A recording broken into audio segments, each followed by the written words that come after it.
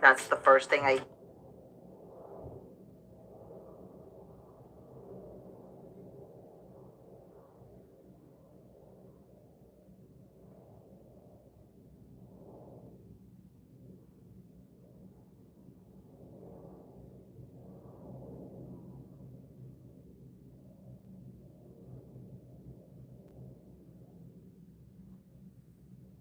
They can't change the name, can't name them. I see nobody where they this way they reason normal. Their brain are anti-clockwise. I'm making this video with all disrespect. APC people. If none of you pay attention to all the small things where they bother people for this life, wait till you pay attention to. Yaya Bello loot money where they supposed to do things for students. Carry and go register your own children for private school abroad. People, we don't come back with another update concerning the things when they go on for our country concerning APC. Not be small thing at all. Because say now they power me, they want me they get all the OC by power by force. Not be so that they do election at all. But all those parties like say they see they do well problem no they now 2027 election they say that they come. Who want vote for now? For this hardship for Nigeria, they people don't feel it, people don't feel come out for inside house. Hunger they kill many people. Like they will make una watch this video so that I will know waiting different people talk concerning this party APC. Now 2027 elections are coming, and I want every Nigerian to take this message very, very seriously. If Nigerians are waiting for INEC to do the right thing, we are absolutely wasting our time. You can see the level at which these political fornicators and political tyrants are decamping from one political party to the other. You can see how they are jubilating, rejoicing, strategizing against 2027. We cannot afford to joke with 2027 election. You can see the level of poverty that has saturated our society. We cannot afford to joke with 2027. Protests cannot solve anything in this country. It is high time for Nigerians to use a different strategy. I am an MD Tech crew team. I've decided to build an high-quality website for free. We need the support of everywhere in Nigeria because our plan is to use this website to get election results directly from the polling unit. Thousands of people already joining us in our WhatsApp group, and we really need the support of everywhere in Nigeria because we are planning to deploy four persons to every polling unit all over the country so that our agent will help us snap election results and upload it on our website. Our website will be divided into 36 states and the Federal Capital Territory, and it will be subdivided into the federal constituency, the ward level down to the polling unit. And we are planning to deploy 4 persons to every polling all over the country, so that our agent will snap election result and upload it in the polling section of our website. Our agent will video the counting of election results and upload it in the polling section of our website. Even polling that does not hold election, our agent will video that this particular polling did not hold election. They will video it and upload it in our website. Because we cannot afford to rely on INEC, irresponsible INEC. We need to take up a new strategy. Because we must follow INEC to the coalition.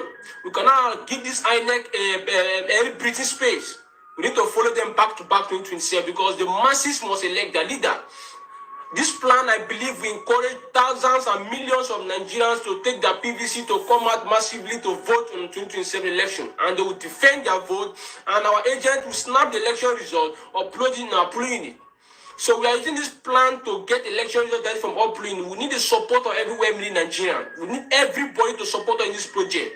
You can see how they are looting the country.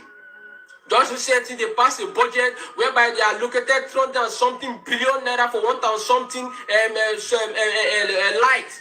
Approximately 200 million to 200 plus million for what per light. Tinubu, fear God, fear God. You can see the level of corruption. 200 and something million naira allocation to one light. Which corruption is more than that? Nigerians are joking with their future. Our future is hijacked. The average youth cannot afford cannot have the capability to afford just a self-contained now. How much is self-contained? Almost 500, 300 to 400,000. How would the youth that is about to leave his parents to start a life will start a life? Whereby just to have a self-contained room for himself is over 300 to 400 to 500,000. This is unacceptable. Nigerians, please come out massively. We need your support to make this project a reality. We need everybody. Please join us. Please join us. Contact me if you want to join our WhatsApp group because we'll add you. We need thousands of persons to join us to make this project a reality. Protests cannot solve any problem in this country. NSAS protest, one of the most massive protests Nigeria have ever had. Police extortion and brutality is still there. So protests cannot solve any problem.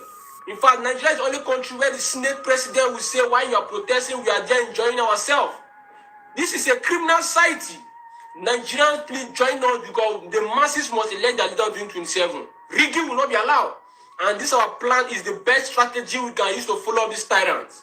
Some of you might not know, when the former president, Muhammadu Buhari, became president, people around him found that there was not one single book that had been written about him. And he had been president, and he had been out of office for 30 years. They quickly rushed a book to explain him to Nigerians. Today, I can tell you that nobody's going to rush a book to explain P2B to Nigerians and the world.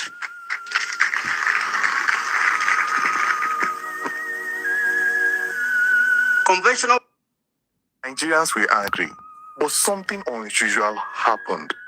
He created the Petroleum Trust Fund to manage the subsidy savings. And guess what? Nigerians actually saw the impact of fuel subsidy removal. Schools were renovated, roads were fixed, and hospitals got enough drugs and got enough doctors and nurses. Textbooks were distributed to schools. It wasn't perfect, but for the first time, a government removed subsidy. Reference material for anyone sufficiently and passionate about politics and governance reforms in Nigeria. General Sani Abacha was not a dictator. He was not an oppressor, and neither did he loot Nigeria. He was a good leader. He was the best head of state Nigeria ever had. He built schools, hospitals, and the roads we use till today. Do not listen to Western propaganda about our leader.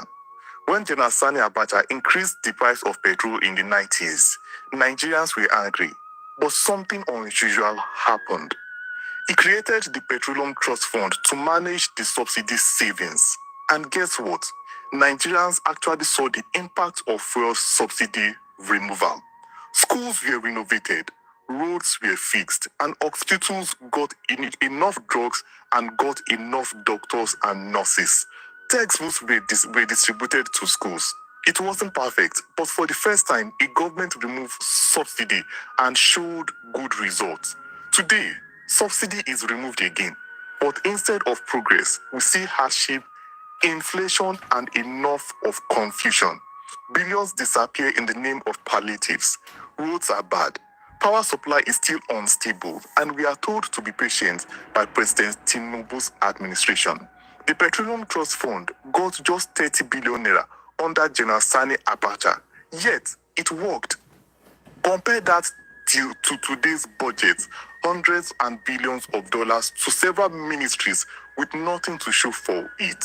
Projects are inflated, abandoned, or ghosted. So what's changed? It is not money. It is about leadership, discipline, and accountability. Because we must hold every leader accountable for their actions. The Petroleum Trust Fund under General Sani Abacha had strict supervision. Today, corruption is normalized. Contracts are shared like party rice. We have moved from service delivery to selfish delivery. Love or hate General Sani Abacha. The truth is, his Petroleum Trust Fund model showed us what is possible when funds are tracked and used the right way. Maybe it is time we stop defending the indefensible government of President Tinubu and start demanding results like our life depends on it. ICC International Conference Center was built in 1991.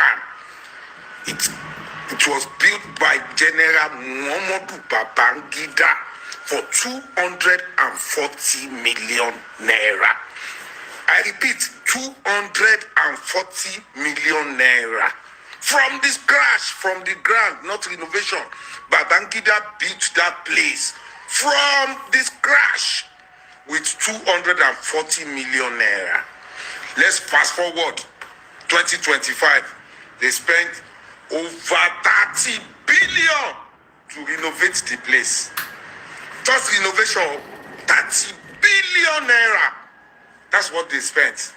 Even Babangida we built the place. Babangida didn't name the place after himself because he knows it's our national monument. He did not name the place after himself.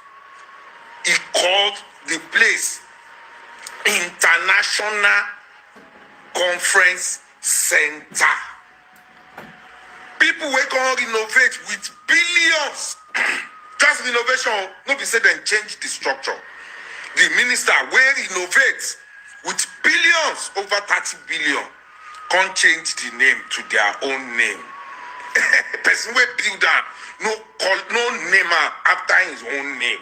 Person will innovate for billions, so then build that place for 240 million. They renovate for 39 billion. After renovating, you know they can't change the name, can't name them after themselves. Just 2 years in power. See inflation, they go up. Everything, they go up. Everything is going up. They don't care about what is going on. All they care about is naming, taking, naming, putting people on their side, ruling. Person where builder, IDB, no name. He didn't name it. He didn't name the place after himself. He named the place International. Like every other country have their international, but you now renovate for billions. People with the press wiki and renovation, then they commission renovation. They renovate the commission. Now you see this man called Peter Obi. He has a personality of, let me say, a clean personality. This is a man that have come out and challenged the agencies of government severally and says that if you feel that you have something against me, please invite me. If there is any way that they have written or there's any evidence that I have stolen money, please bring it out and carry me. This is a man that have bragged about what he has done in Anambra State, and nobody has come out to challenge him. Not even anybody from Anambra State have come out to say this man is lying. Now, I'm taking out time to appreciate this man. I have never seen a politician like Peter Obi. There is no politician that can come out and beat his chest and say that I have ruled a state, I have held this office, and I have never taken any money. If you feel I have taken money, come after me. I have never seen any politician that can boldly come out and make such statements. Do you know that if Peter Obi have any stain in his name, there would have not been any hesitation to pick him. He would have been picked a very long time ago. In fact, they will lock him and they will not release him. In fact, you see, but he has been there saying that I have done this, I have done that, I have not taken this, I have not taken that. And nobody have been able to challenge him. They have not even invited him one day. So I want to take out time to commend Peter Obi. Please, if you are a friend of Peter Obi, or you are following him, or you have his number or something, please forward this video to Peter Obi to tell him that me, Malan Shaibu, I am appreciating him. But I appreciate you because you are a very honest man. To find very honest politician in this time and age is very scarce. It ain't even day. But the fact that we have somebody like you, Peter Obi, please go to the comment section and go and type something, appreciative words for Peter Obi. Forward this video, go to the comment section and appreciate this man. This man is a very honest man. I know some of us want to insult him. Some people don't like him. Some people hate him. But no, look through his personality and the years that he has been saying, I have not done anything. And there has not been anything labeled against him. Go to the comment section and appreciate this man. If I talk now, they say, Malan Shaibu not just said. He's in the choice. If I say the enter Labour Party, this one now, no. I'm the spice creator. Dear Peter Obi, I hope this video gets to you. I am one of your greatest fans, and I think everybody who have watched me will attest to that.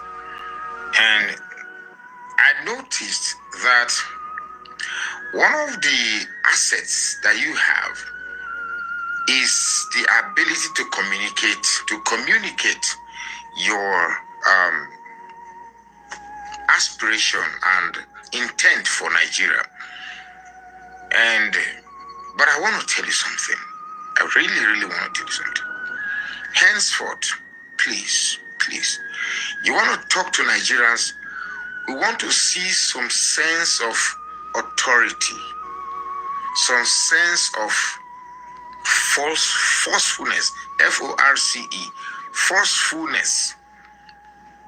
Because people are beginning to think you are weak, or because of the way you talk, or this time you need to exhibit a sense of persona that radiates some sort of a bit of element of radicalism. Nigeria is not a place for all this diplomacy. No. The situation of Nigeria greatly needs radicalism.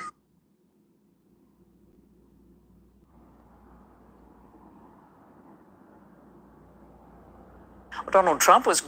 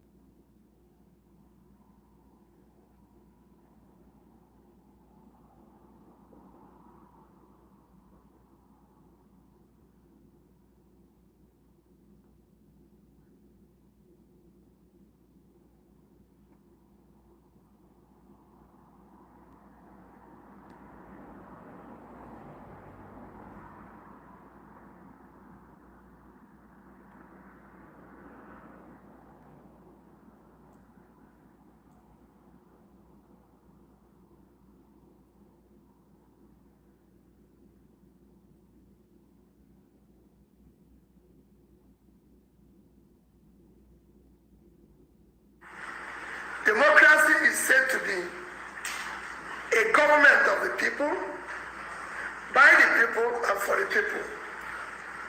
Yet, none of these three measures exist in our democracy today. Rules, regulations, requirements to participate in election or be elected for are not followed. Consequently, people who are not qualified and ought to have been issued, be disqualified, are now holding public offices. As we mark June 12th, a day symbolizing the struggle for true democracy in Nigeria, it is deeply troubling that under the present administration, in a short span of 2 years, our nation has witnessed a broad erosion of democratic principles. There has been a corresponding decline in security and the quality of life for millions of Nigerians. We have traversed from rigged elections to collapsing social service, from soaring poverty to rising corruption, and from seemingly stable economy to palace economy. It is most troubling that in 2 years in office, the present government has brought our nation to the point where our leaders now celebrate and endorse failure, lies, and propaganda.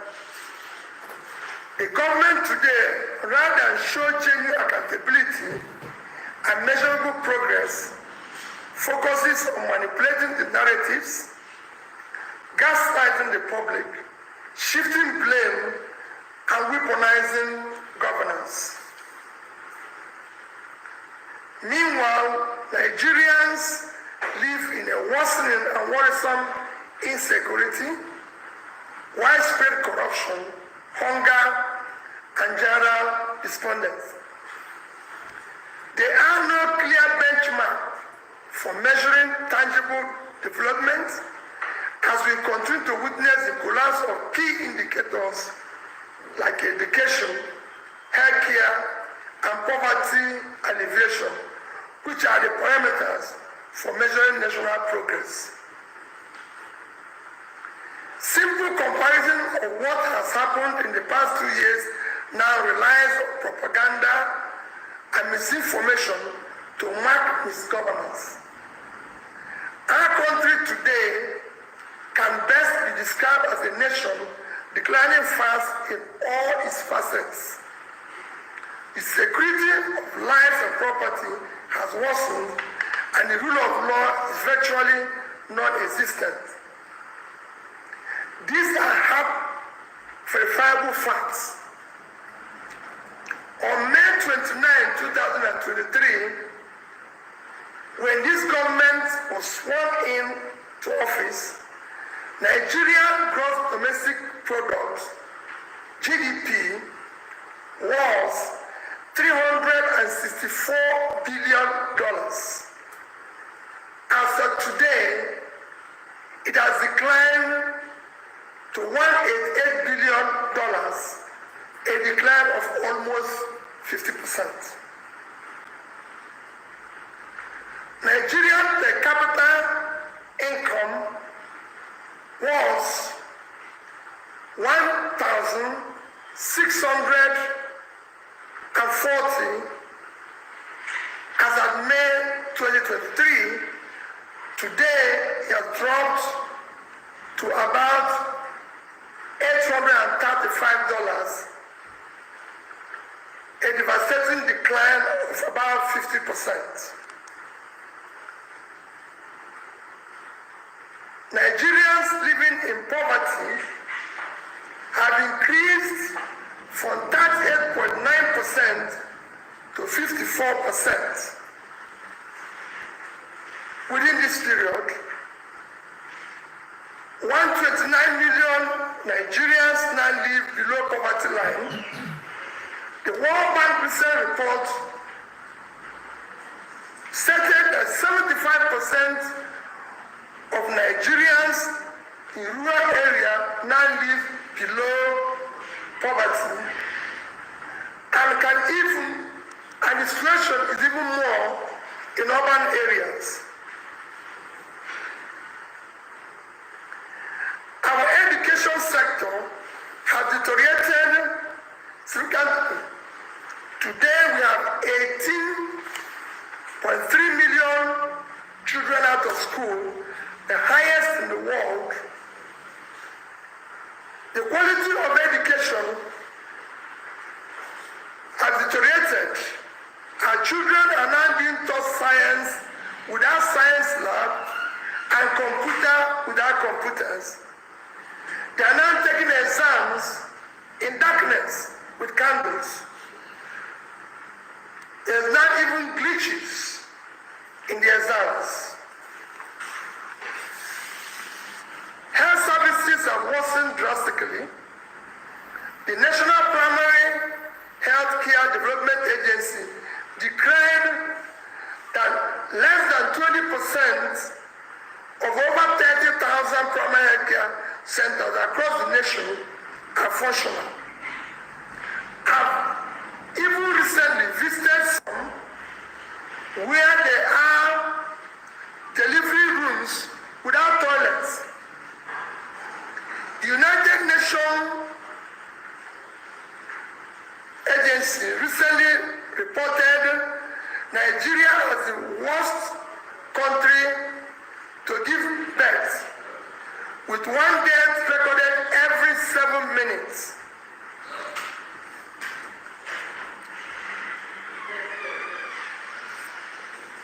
Nigerian businesses continue to collapse at an alarming rate. Within these 2 years, Approximately 7 million micro, small, and medium enterprises shut down and folded up across the country. Over 80 manufacturing companies have permanently closed their operations. Funding costs of raw materials and energy costs have surged to an incredible level, making these manufacturing companies to close down. Over 15 major multinational companies, including GlaxoSmithKline, Beecham, Diageo, Procter & Gamble, to name a few, have exited due to harsh operating environments.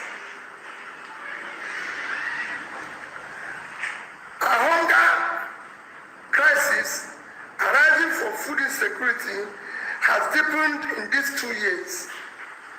Based on the Global Hunger Index reports, Nigeria's hunger situation has taken a hit as we are now one of the hungriest countries of the world. Millions can no longer afford food due to high cost of food and non-existent disposable income. Our national population is experiencing mental health crisis as the mental health and stress level within this period have increased drastically. Nigeria is now among the top 3 most stressed countries in the world. 59% of Nigerian population are under daily stress. Mental health experts and advocates have warned that the present situation in Nigeria is having extremely adverse effect on the population as it contributes to anger, anxiety, and depression levels in the country. The World Health Organization estimates that over 20 million Nigerians are now affected by mental illness. Despite trillions of naira purportedly saved from removal of subsidy, a policy initially justified as a means to combat and curb borrowing,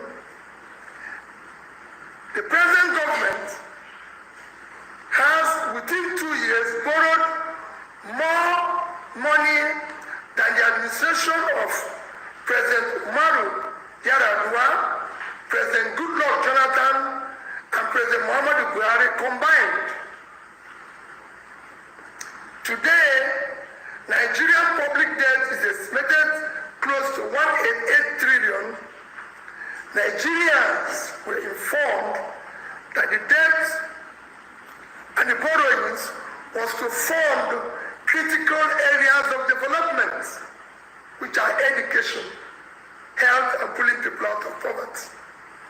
Still, no significant improvement in education, in healthcare, in poverty alleviation, which we all know is the most critical measure of national development. Corruption is at its worst in this administration. Nigeria has now become a crime scene. Now our national budget is silly inflated and padded without consequences. One of the most glaring manifestations of this is an expensive padding of the 2025 national budget. Budget IT revealed that about 7 trillion was presently inserted by the National Assembly. This figure suggests a pattern of inflated costs and misappropriation of funds. Power generation rates, which this administration claimed to have increased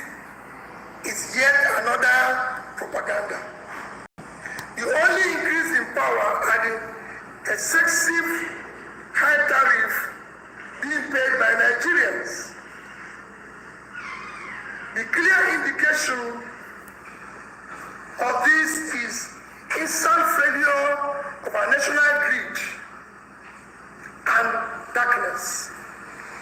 In 2022, Nigeria's electricity tariff for consumers averaged as 64 naira per kilowatt hour. By 2025, there has been a substantial markup in the electricity tariff, with Nigeria now paying approximately 225 naira per kilowatt hour to be in darkness. What we have now is more tariff for more darkness. Nigerians should not forget the firm promise of Mr. President while campaigning 22nd of December 2022, and I quote, "If I don't give you constant power in the next 4 years, don't vote for me for second term." It is now in 2 years of constant darkness. This is already a midterm for the administration. We look forward to when you will fulfill this categorical promise. Unemployment remains alarmingly high. Although government has attempted to manipulate the statistics to suit its narrative, the reality is that unemployment is worsening, especially among the Nigerian youths in their productive age. Majority of Nigerian youths are not in education, in employment or training category 8.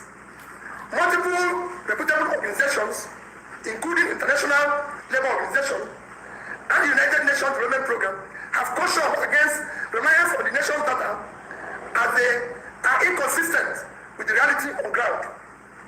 The ILO has noted that Nigerian youth unemployment and unemployment rates remain dangerously high.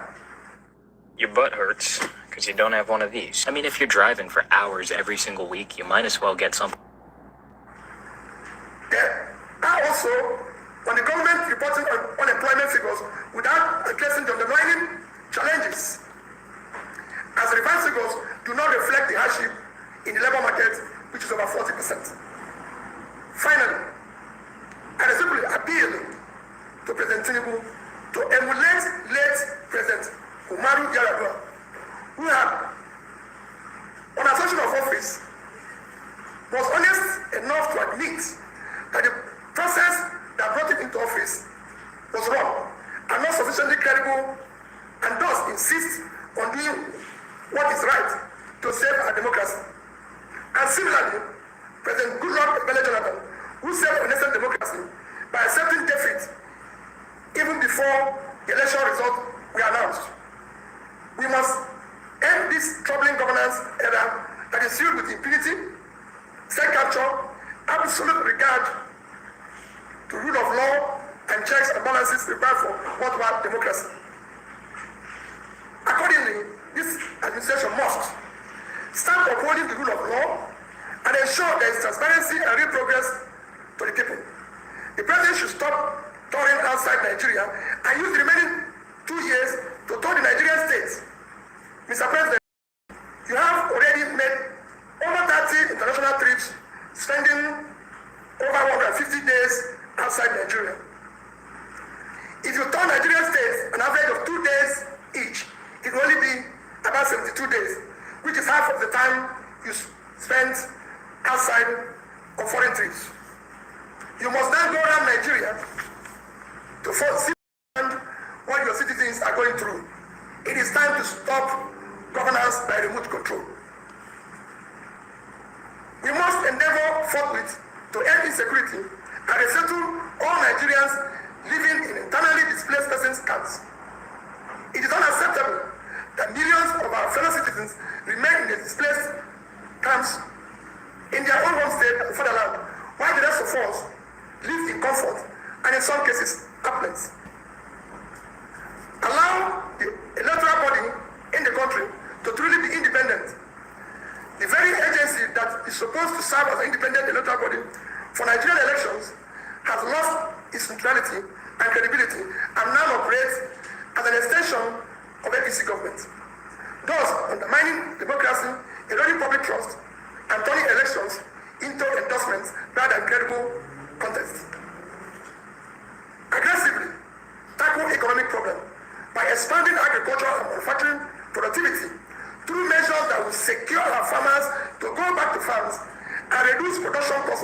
government in order to boost productivity, employment that will in turn contribute to national growth and generate even more revenue for the government. This is a better approach than attempting to increase tax in our productive economy, which will only lead to less growth. This is time to stop propaganda and lies and let us make Nigeria a democratic country it ought to be. I respectfully call on Nigerians not to give up, but to put all hands on deck. Now it's time to demand accountability, genuine leadership, and a government that prioritizes the welfare, security, democracy of its citizens over empty rhetoric and propaganda. A new Nigeria is possible. God bless Federal Republic of Nigeria. Thank you.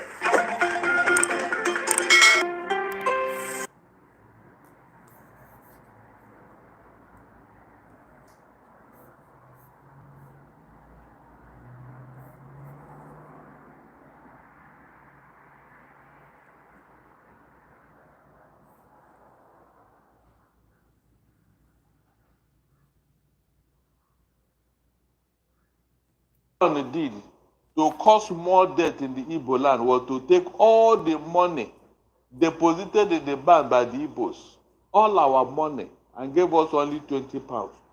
Whether you have 200,000 pounds or 200 million, or the federal government of Nigeria took it away as long as it is owned by the Igbo man. He took them away and was using that money to fight us.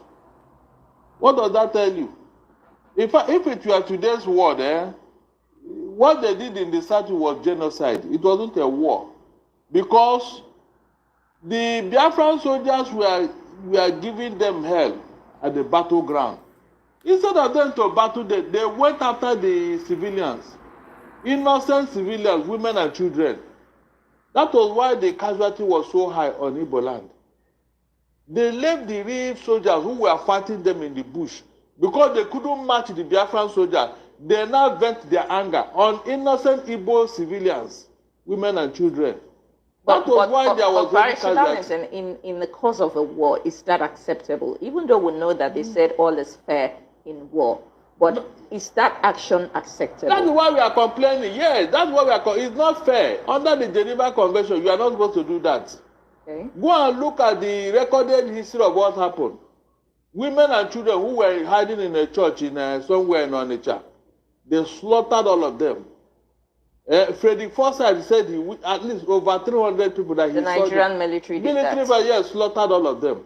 And even Benjamin Adekule, the Black Scorpion, he was boasting on how he was cutting down women and children in Igbo land. He was boasting of it.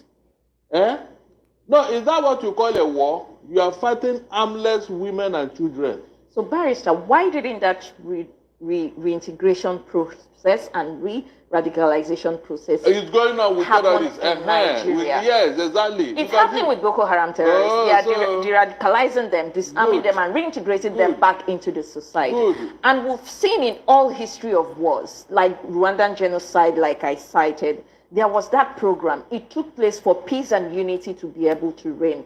Looks like it's some kind of closure for the people who suffered in that crisis. Why didn't that happen in Nigeria? No, you should be asking Gowon, because he was in a position to do that, but he did not. He did not. So what is he telling me now? This is a man who would have taken care to heal the wounds, but he did not. Now he's telling us it was necessary. It was not necessary. On what ground? Who started that war in the first place? Who started that war? If the former head of state, Gowon, didn't do that, the heads of state before him, after him, I mean, why didn't anybody, even in democratic system, when former President Olusegun Obasanjo came in 1999, Jonathan was there, Buhari was there, even the current president now, why haven't any head of state or any president taken any action for that? Because of what? Propaganda, disinformation. Promise, since that war happened, it had been recorded through propaganda that the Igbos started a civil war, that we wanted to disintegrate Nigeria. Until IBB's... Good, until IBB wrote a book. You can see what we're talking about. So, shame is on them now, including Gowon. This thing you are telling me now, Gowon have not deemed it fit to discuss what is going on in Plateau and Benue as of today. His own state, Plateau. He has not told us what happened. Why are they killing them in that state now? His own state too. He has never opened his mouth to utter a word about that killing going on there. This was exactly what they were doing to the Igbos that time until the Igbos reacted. This thing that's going on in Plateau, is it not enough to cause war? Tell me, is it not enough to cause war? This is exactly what happened in 1967 when they were killing the Igbos all over the place. When lives are being threatened. Perish. And you kept quiet and you expect them to keep quiet. That was exactly what happened. Exactly what this is the same modus operandi. But because these people have tolerated, either they don't have the liver to fight or whatever. All right, so let's move on to other So stories I now. thank God it's happening under Gowon's nose. I expected him to talk about He's from it. Plateau State. I said I expected him to talk about it. A lot of Plateau citizens have.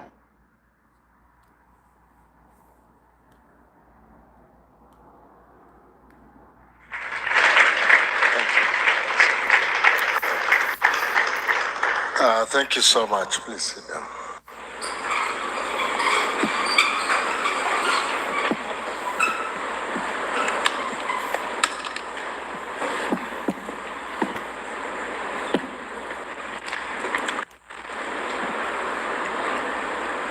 Your Excellencies,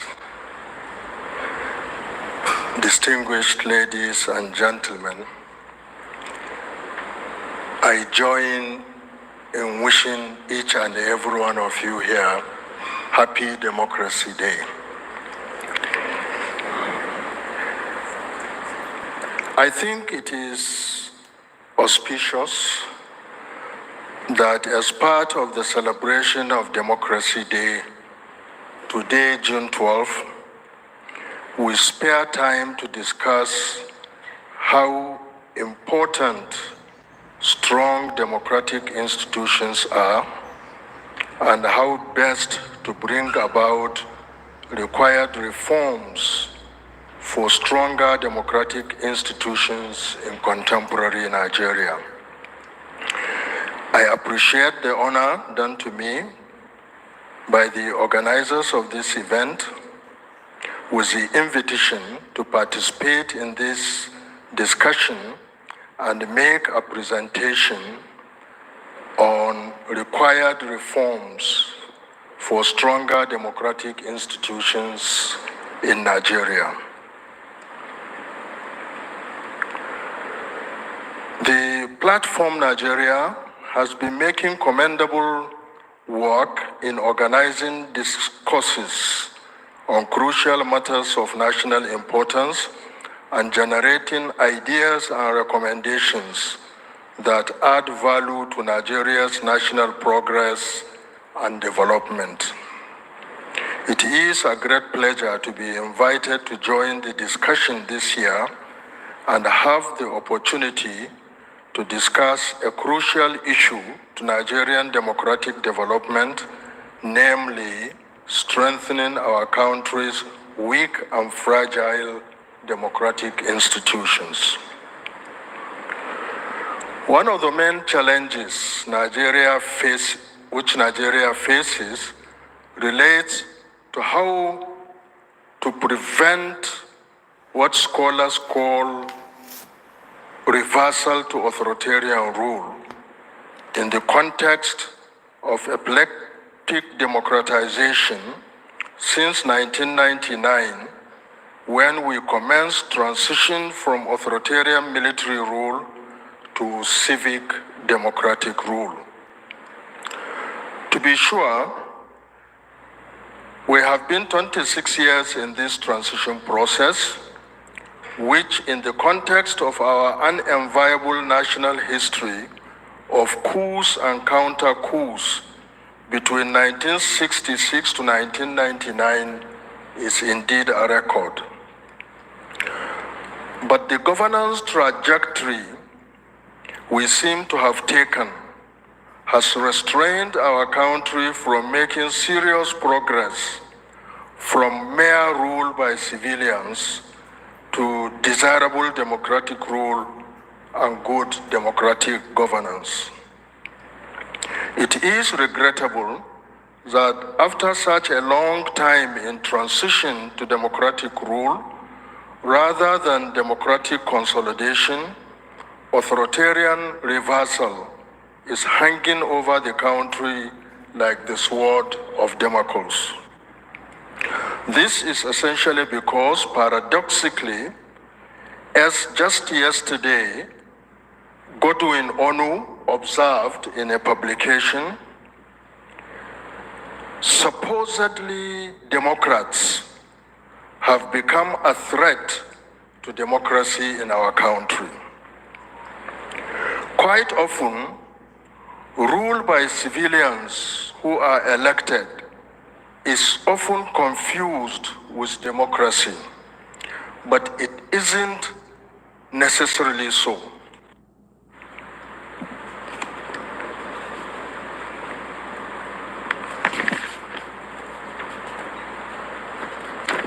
Civil rule is no doubt a necessary condition, but it isn't a sufficient condition for democratic development.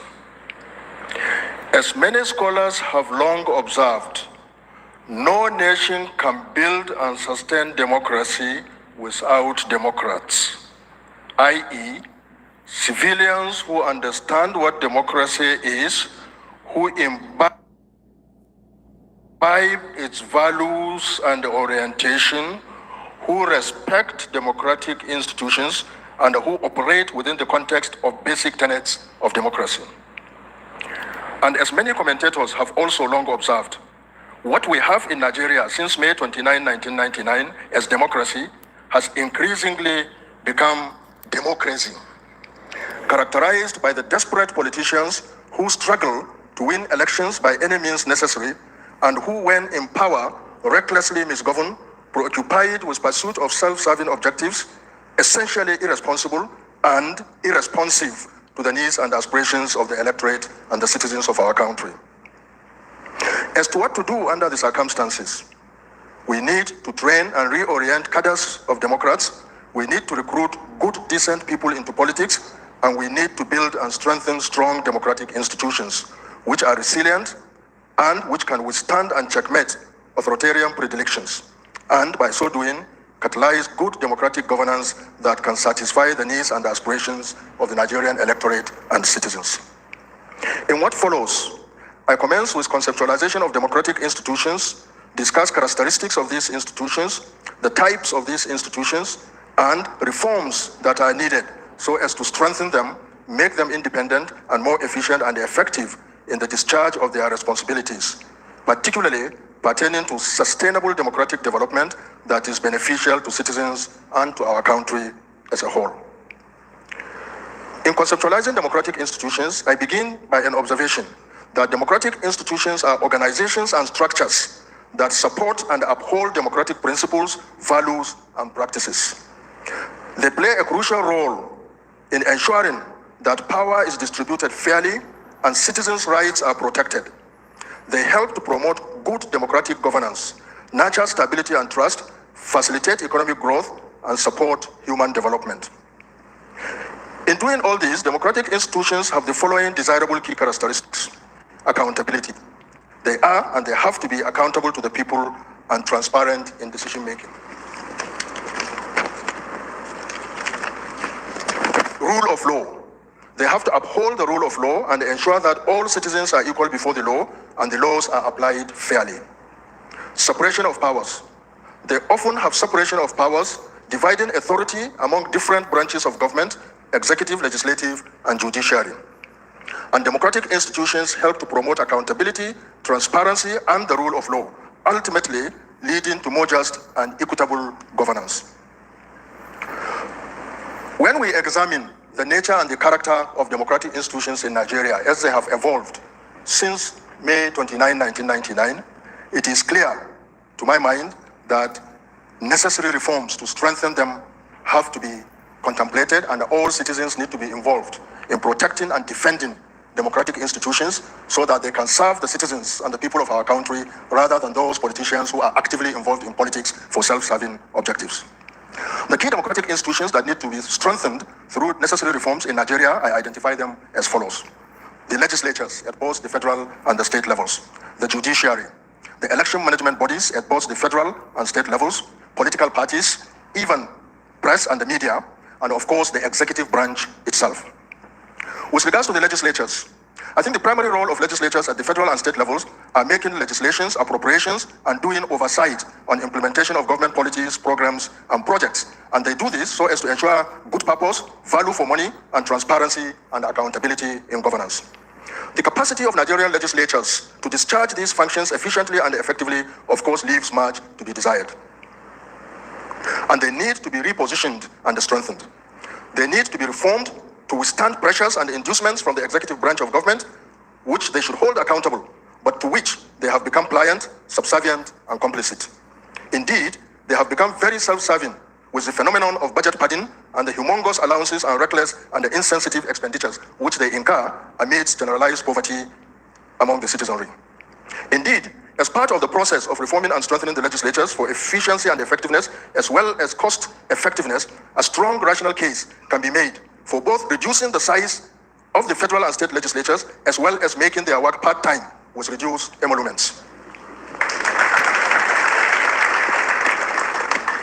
The Nigerian judiciary, which is the second institution that I focus on, has experienced regrettably declining independence and respectability in the 26 years of democratization in court.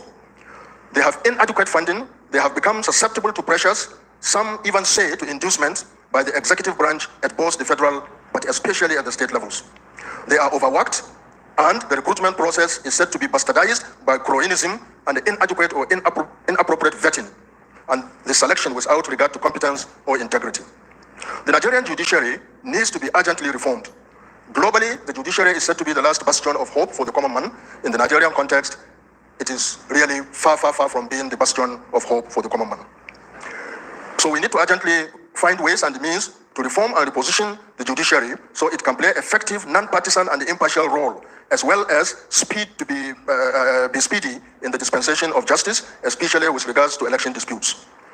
It should be made mandatory that all elections disputes are resolved before swearing in of elected executives. Contradictory orders and injunctions issued by courts of competent jurisdiction should also be proscribed. There should also be speedy determination of pre-election matters. A situation in which a pre-election matter can last 3-4 years before it is addressed, long after the wrongly sworn in person has been there, is terrible. I recall a case when I was at INEC, somebody elected in 2011, and the pre-election dispute lasted until 2014.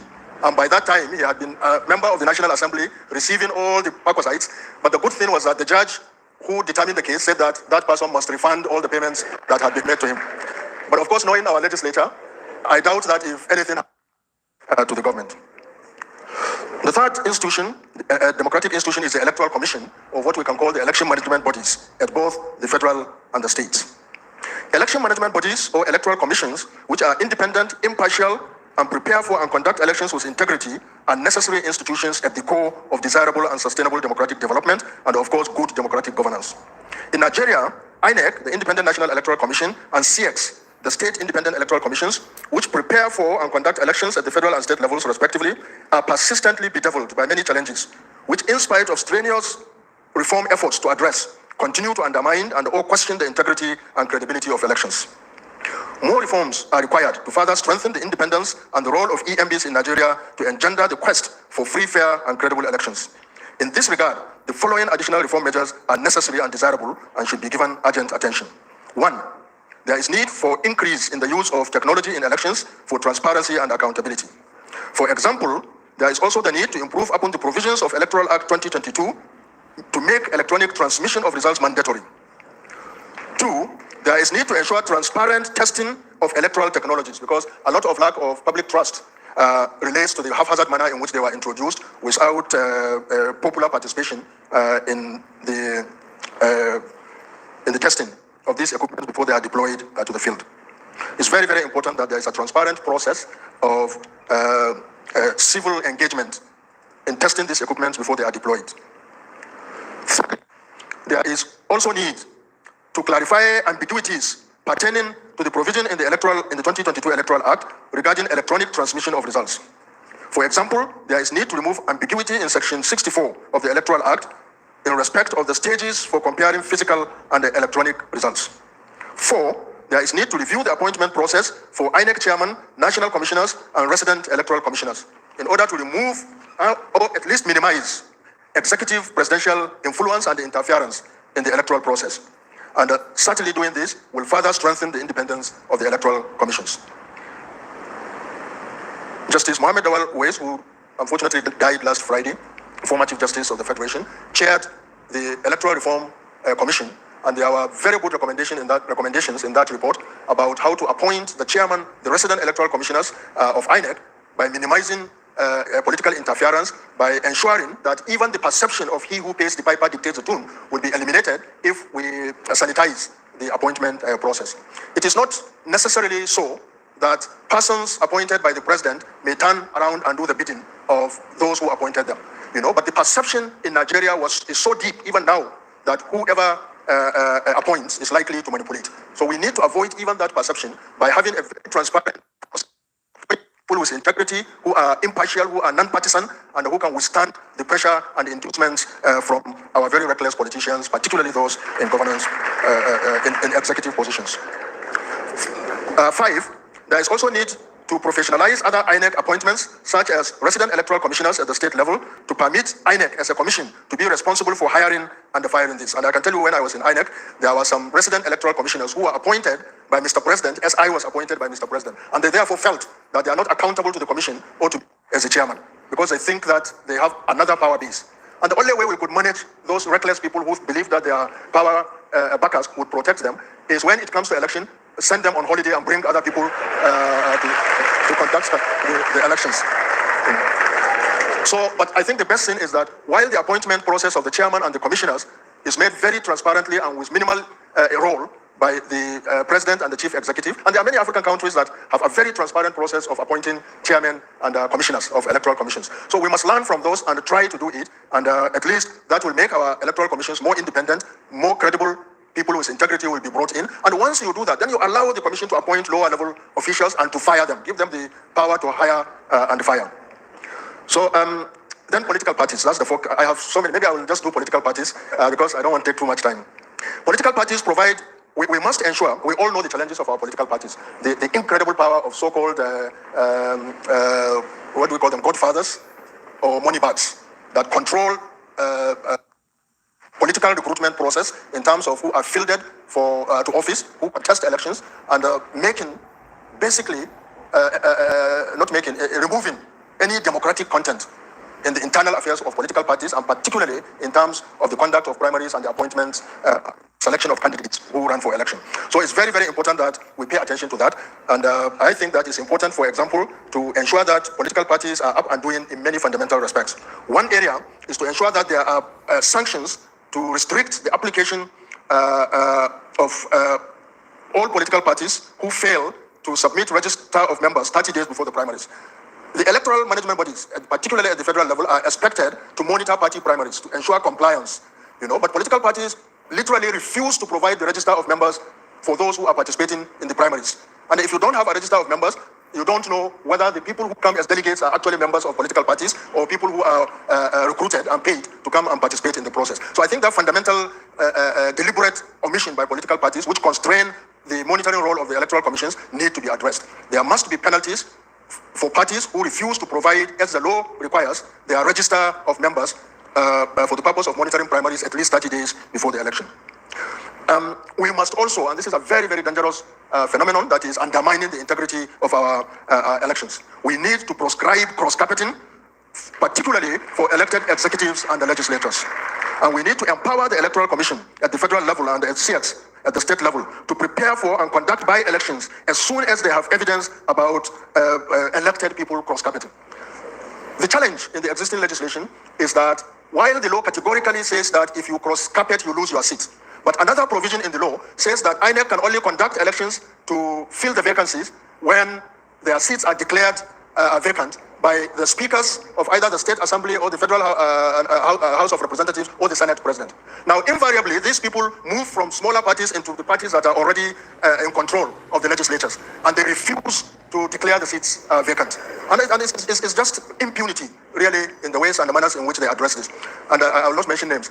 But at INEC, I took interest in how the Senate was trying to protect a senator who won an election under a small party, relatively small party, but once he got to Senate and was sworn in, he now quickly cross-carpeted to the major party in control of the Senate. Luckily, that small party was in control of the state. So they now made a lot of noise, put a lot of pressure, and the Senate president had to take the matter to the ethics committee of the Senate. And they now wrote to INEC whether there is a crisis in the party that compelled that senator to cross-carpet. And we went. I took interest because I knew it is impunity. So we went and we proved to the Senate Ethics Committee that there was no crisis in that party. And therefore, they should just authorize, that they declare the seat vacant so the election can be conducted. It never happened. They just ignored it. And that's now why we are seeing the impunity now. You see now even elected governors are decamping into other parties 2 years into their tenure. So we really need to address this issue of cross-carpeting and decamping by elected officials. Thirdly, we also need to strictly regulate campaign finances and, if possible, have an agency to monitor and enforce penalties. INEC is doing so much. That's why late Justice Omoye's committee recommended what they call unbundling of the Electoral Commission, because it has so much to do and it's so spread that it can't do a lot of these things effectively. Monitoring campaign finances. There was a few electoral commissions that are very good in doing that. I think the Indian Electoral Commission is very good in doing that. But in Nigeria, INEC is to do that, to also prosecute electoral offenders and so on and so forth. So I believe if we want to make strict monitoring and regulation of campaign finances, we need to take that responsibility away from the Electoral Commission and give it to another agency. And that was what the Ways Committee considered and called as unbundling of INEC, so that it can concentrate on preparation and conduct of elections. Quickly, press and the media. I think we need to strengthen the capacity and independence of the media to report responsibly by ensuring strict compliance with the Freedom of Information Act and with stiff penalties for non-compliance. We also need to introduce stiff penalties against irresponsible reportage, especially deliberate and willful circulation of misleading and false information and hate speeches. We also need to encourage the creation and signing of codes of conduct by journalists, by proprietors of print and broadcast and electronic media, and we also need to ensure strict compliance of this. Now, the executive branch. The Nigerian executive branch is arguably the most active, if not the most important, of the three branches of government. And in many countries, it is so, relative to the other branches. But in Nigeria, it is responsible for policy formulation, policy execution in terms of programs and projects, planning and implementation, as well as in enforcing laws and maintenance of law and order in the country.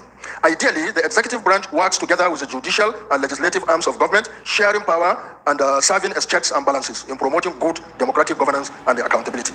In Nigeria, however, largely because of a long history of military rule, the executive branch has become a behemoth, overdeveloped relative to the other two branches, and relatively more inefficient and unaccountable, and exercising what one would call bad influence on the other two branches of government, which appear to lack the capacity or inclination to check and balance its power.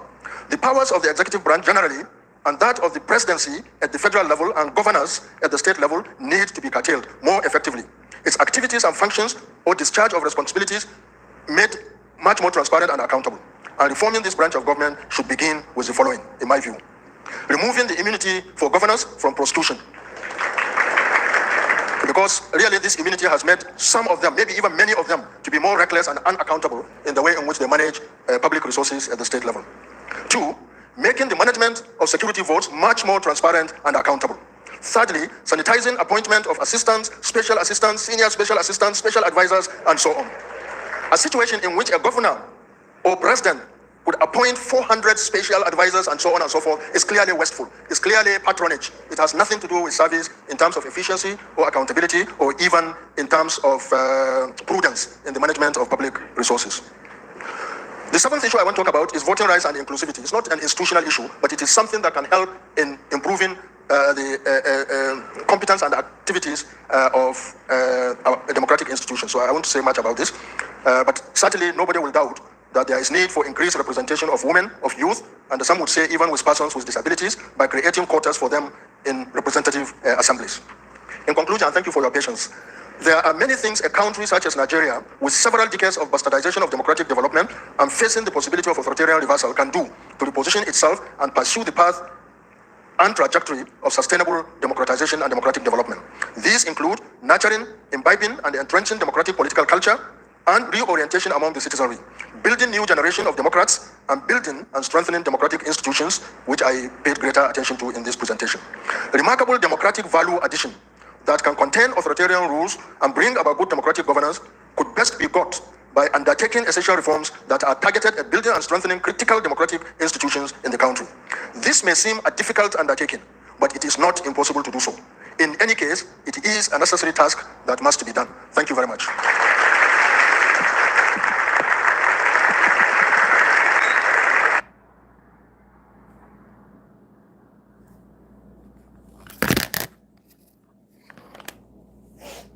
Hello everyone, Mr. Pansat, I see you. Welcome, welcome, welcome everybody. As soon as they hear am, right? So, I mean, I really like what Mr. Pansat, he says Riga knows the solution.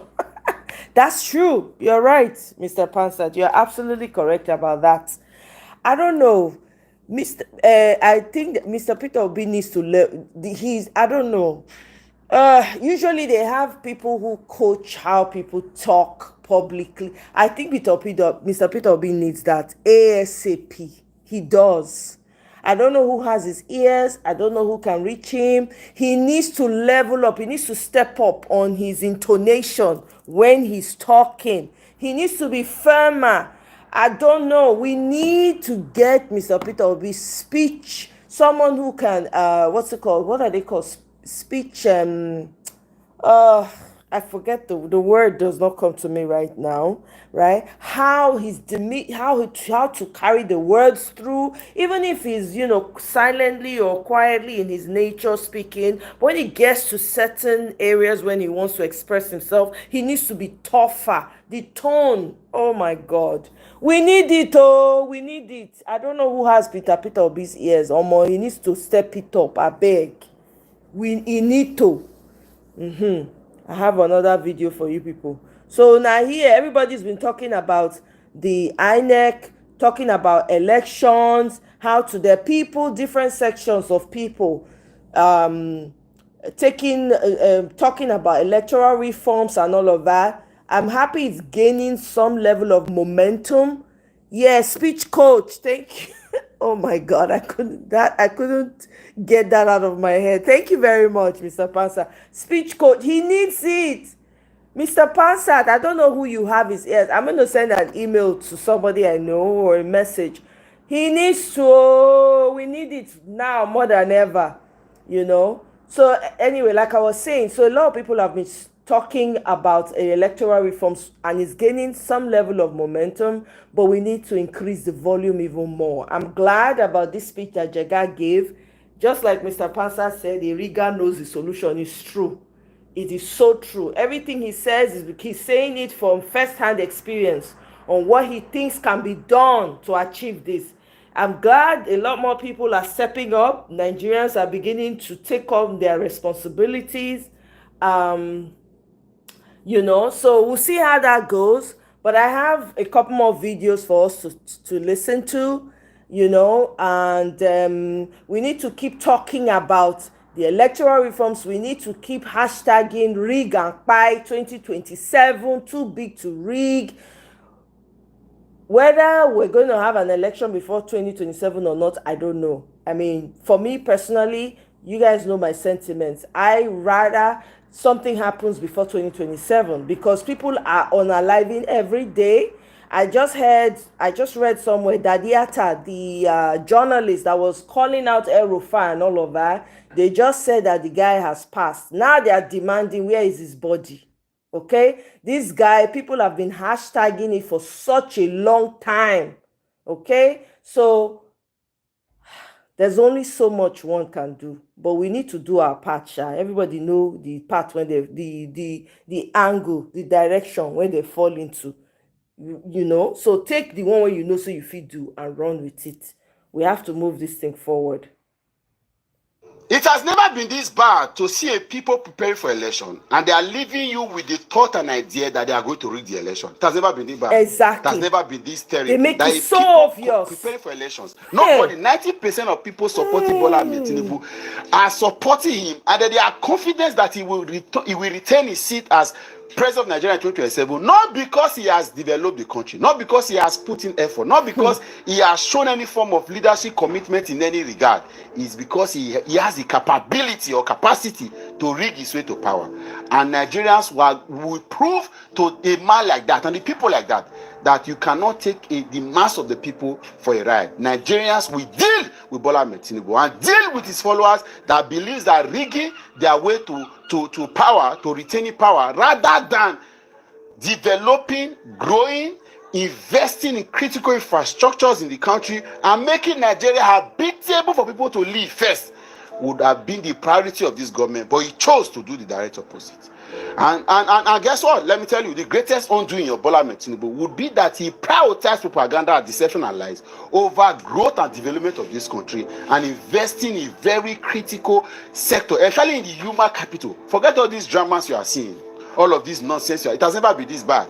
You were watching the clip of the inauguration or the commissioning of, I like to call it inauguration because I don't know what they went to do, of the 30-kilometer disjointed road that they said they commissioned in Lagos, the Lagos-Calabar Coastal Highway. You heard the sitting president telling the deputy governor, because the governor was not on seat, that they will no longer allow approvals for estates and islands anywhere.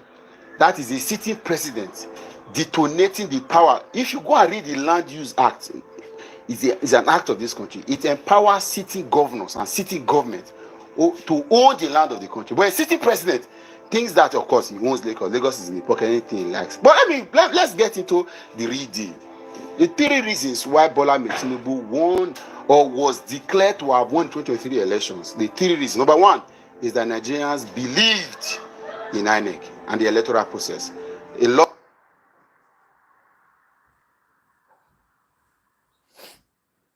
Sorry, guys.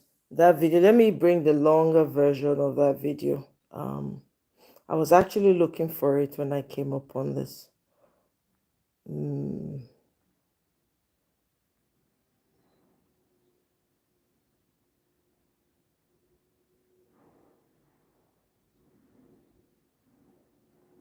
Okay, there we go. Is it true that eating eggs can cause type 2? Yes, and very few people have the courage to talk about it. It has never been this bad to see a people preparing for election and they are leaving you with the thought and idea that they are going to rig the election. It has never been this bad. It has never been this terrible. That a people preparing for elections, nobody, 90% of people supporting Bola Ahmed Tinubu are supporting him and that they are confident that he will retain his seat as president of Nigeria in 2027, not because he has developed the country, not because he has put in effort, not because he has shown any form of leadership commitment in any regard. It's because he has the capability or capacity to rig his way to power. And Nigerians will prove to a man like that and the people like that you cannot take the mass of the people for a ride. Nigerians will deal with Bola Ahmed Tinubu and deal with his followers that believes that rigging their way to power, to retaining power, rather than developing, growing, investing in critical infrastructures in the country and making Nigeria habitable for people to live first would have been the priority of this government, but he chose to do the direct opposite. And guess what? Let me tell you, the greatest undoing of Bola Ahmed Tinubu would be that he prioritized propaganda, deception, and lies over growth and development of this country and investing in very critical sector, especially in the human capital. Forget all these dramas you are seeing. All of this nonsense. It has never been this bad. You were watching the clip of the inauguration or the commissioning of, I like to call it inauguration because I don't know what they went to do, of the 30-kilometer disjointed road that they said they commissioned in Lagos, the Lagos-Calabar Coastal Highway. You heard the sitting president telling the deputy governor, because the governor was not on seat, that they will no longer allow approvals for estates and islands anywhere. That is a sitting president detonating the power. If you go and read the Land Use Act, it's an act of this country. It empowers sitting governors and sitting government to own the land of the country. But a sitting president thinks that, of course, he owns Lagos. Lagos is in the pocket, anything he likes. But let's get into the real deal.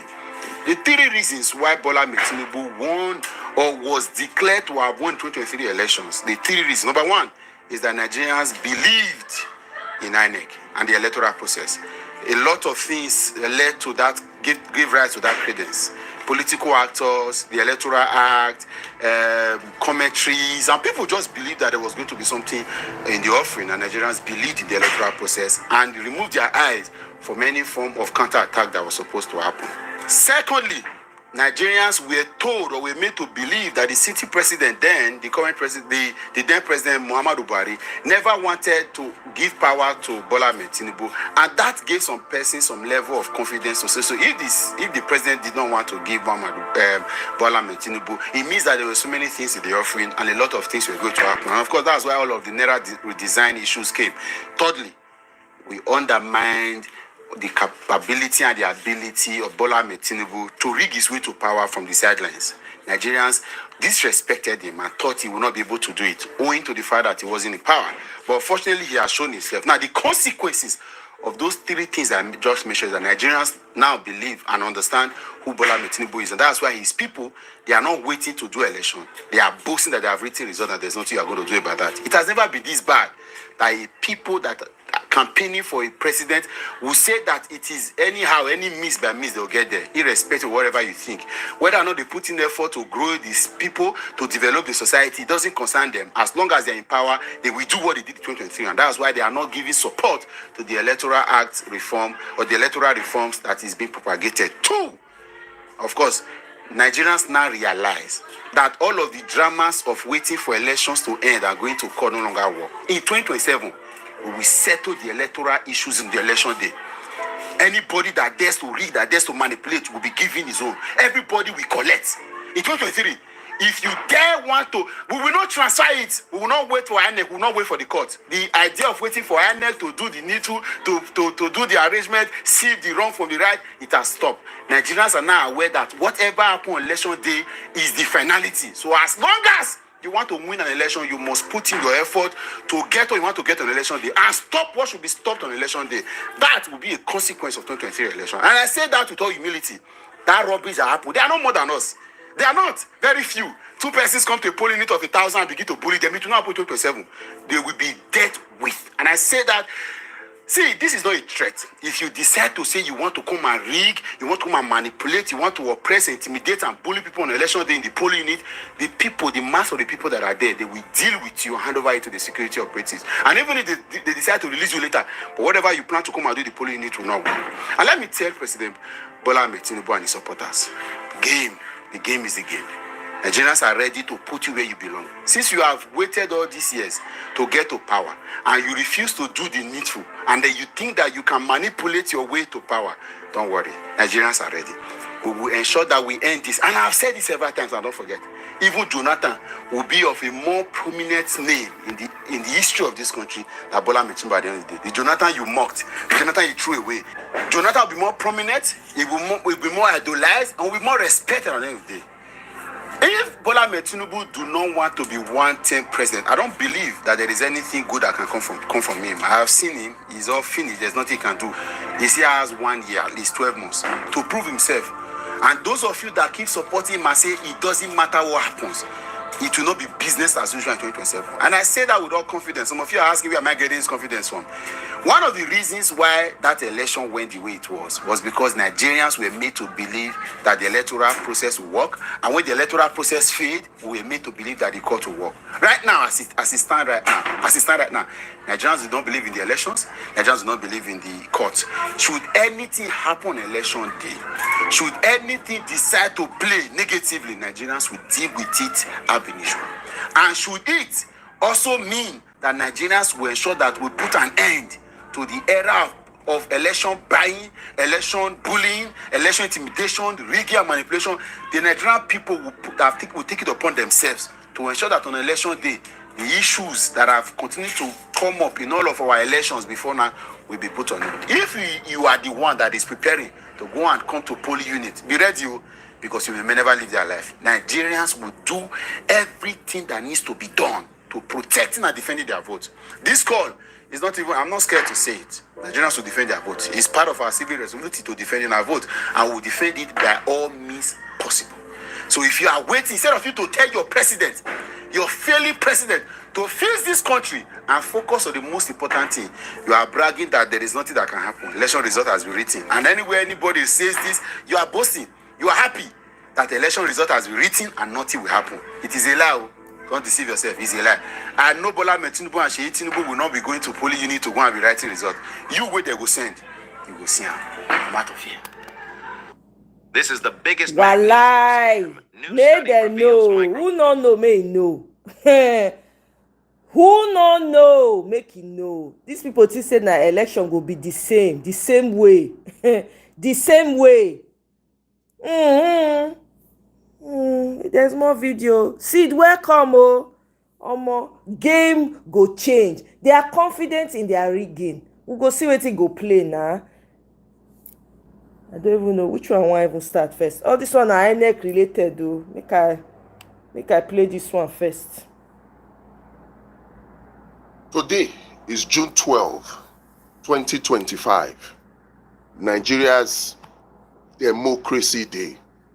Can you guys hear? Question. Let me know if you can hear. Professor Mahmood Yakubu, INEC chairman. Do we have democracy in Nigeria? There are principles upon which democracy is built. There are pillars upon which democracy stands and thrives. Two of them are the rule of law and free and fair elections. These two pillars question Professor Mahmood Yakubu, how are you faring? Professor Mahmood Yakubu, can you say INEC under your watch respects the rule of law and are giving Nigerians free and fair elections? Can we say that INEC under your watch is contributing to destroying democracy in Nigeria? It's Democracy Day. But it's a serious question for you, Professor Mahmood Yakubu. As a professor, are you not bringing shame to the academia? Are you not bringing shame to Nigeria in the Committee of Countries? When you refuse to respect the rule of law, and when INEC under your watch has given Nigeria nothing close to free and fair elections, are you not? If you don't care about the academia, if you don't care about Nigeria as a country, how we are perceived, do you not care about your own name? Are you not ashamed that you continue to drag mud on your own name, desecrating Nigeria's democracy? Would you argue that you are not desecrating Nigeria's democracy, Professor Mahmood? Would you argue that? Are you respecting the rule of law? What does the Constitution of Nigeria, the Electoral Act 2022, and even your own INEC's electoral guideline, what do they say about registration of new political parties in Nigeria? What are the guidelines you have prescribed for registration of new political parties in Nigeria? Are you following? Are you respecting those procedures and guidelines? We have written application to you, and you have written a response to us. What we can take out from there is this. You said you had acknowledged our applications, but that we should be informed that INEC has not opened the registration portal for registering new political parties. Those were your response. Is this response in accordance with the Constitution, the electoral guideline, and even your INEC's guideline? Is it in accordance with it? Or is it a smart move to deliberately delay or stop registration of new political parties? Are you acting under instruction from Tinubu not to register new political parties? Are you following the rule of law? Are you respecting it? Now, your response would have seemed harmless. It will seem as though you are respecting the rule of law or you are complying with the electoral laws in Nigeria until we hear that even 6 years ago, political associations have applied to you to register as political parties in Nigeria, and you, Professor Mahmoud Yakubu, gave them the same response, telling them, that the portal has not been opened for registration of new political parties. 6 years ago. So, in 6 years, you have not opened portal for registration of new political parties. In 6 years, Professor Mahmoud, is that what the law says? Every time you appear before the Senate committee, before the House committee, you appear before Nigerians on TV, you claim that INEC respects the law. Does INEC respect the law when it refuses to register new political parties in 6 years? Does the law allow you or empower INEC to stop registration of political parties in 6 years? The answer is no. And you, Professor Mahmoud Yakubu, you know it. The only time that INEC is permitted by law, electoral guideline, and even your own INEC's guideline is the 12-month blackout period preceding a general election. And that time does not start until February of 2026. So, in 6 years, not registering new political parties when there are over 70 applications, you are breaching the law. You are violating the Constitution of the Federal Republic of Nigeria. And it is Democracy Day. So this is an ultimatum to you. Save face. Respect the rule of law. Respect due process. And continue with the applications for registrations of new political parties that we have. We will not just sit down and take your impunity anymore. We will shine light on it and we will take decisive action. This is also to put on notice the security agencies. They continue disrespect for the rule of law. They continue disregard for due process. The continued violation of the Constitution of the Federal Republic of Nigeria by INEC is an invitation to anarchy. So call INEC to order. INEC is a creation of the law, and INEC must be seen to respect the law, to respect due process. It's June 12th, Democracy Day 2025. Do not let Professor Mahmoud Yakubu and INEC under his watch destroy what is left of our democracy. We demand registration of new political parties now. We demand it. It continues to look as though INEC is working for APC. It continues to look as if Tinubu has given instructions to INEC to frustrate the voices of Nigerians.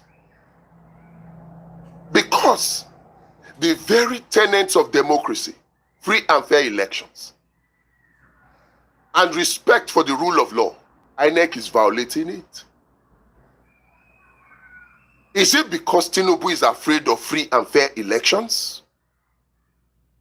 And if anybody will allow Tinubu to use them, should it be a professor that is supposed to be respected as a body of knowledge? Should it be a professor? Mahmoud Yakubu, should you allow Tinubu to use you? If indeed it is Tinubu that has given you instructions to frustrate Nigerians by violating the Constitution and disrespecting rule of law, should you? Do you not have respect for the professor before your name? Do you not have respect for your name? Do you not have regard for the image of Nigeria in the international community? Do you not care that your actions could push Nigeria into anarchy? What you're doing disrespect for the rule of law. And when there is no rule of law in any society, Thomas Hobbes has given the perfect description many hundreds of years ago. Life is brutish, nasty, and short. That life can be any life, including yours. Don't push Nigeria into anarchy by your continued disrespect for the Electoral Act and your own guideline. Your continued violation of the Constitution of Nigeria.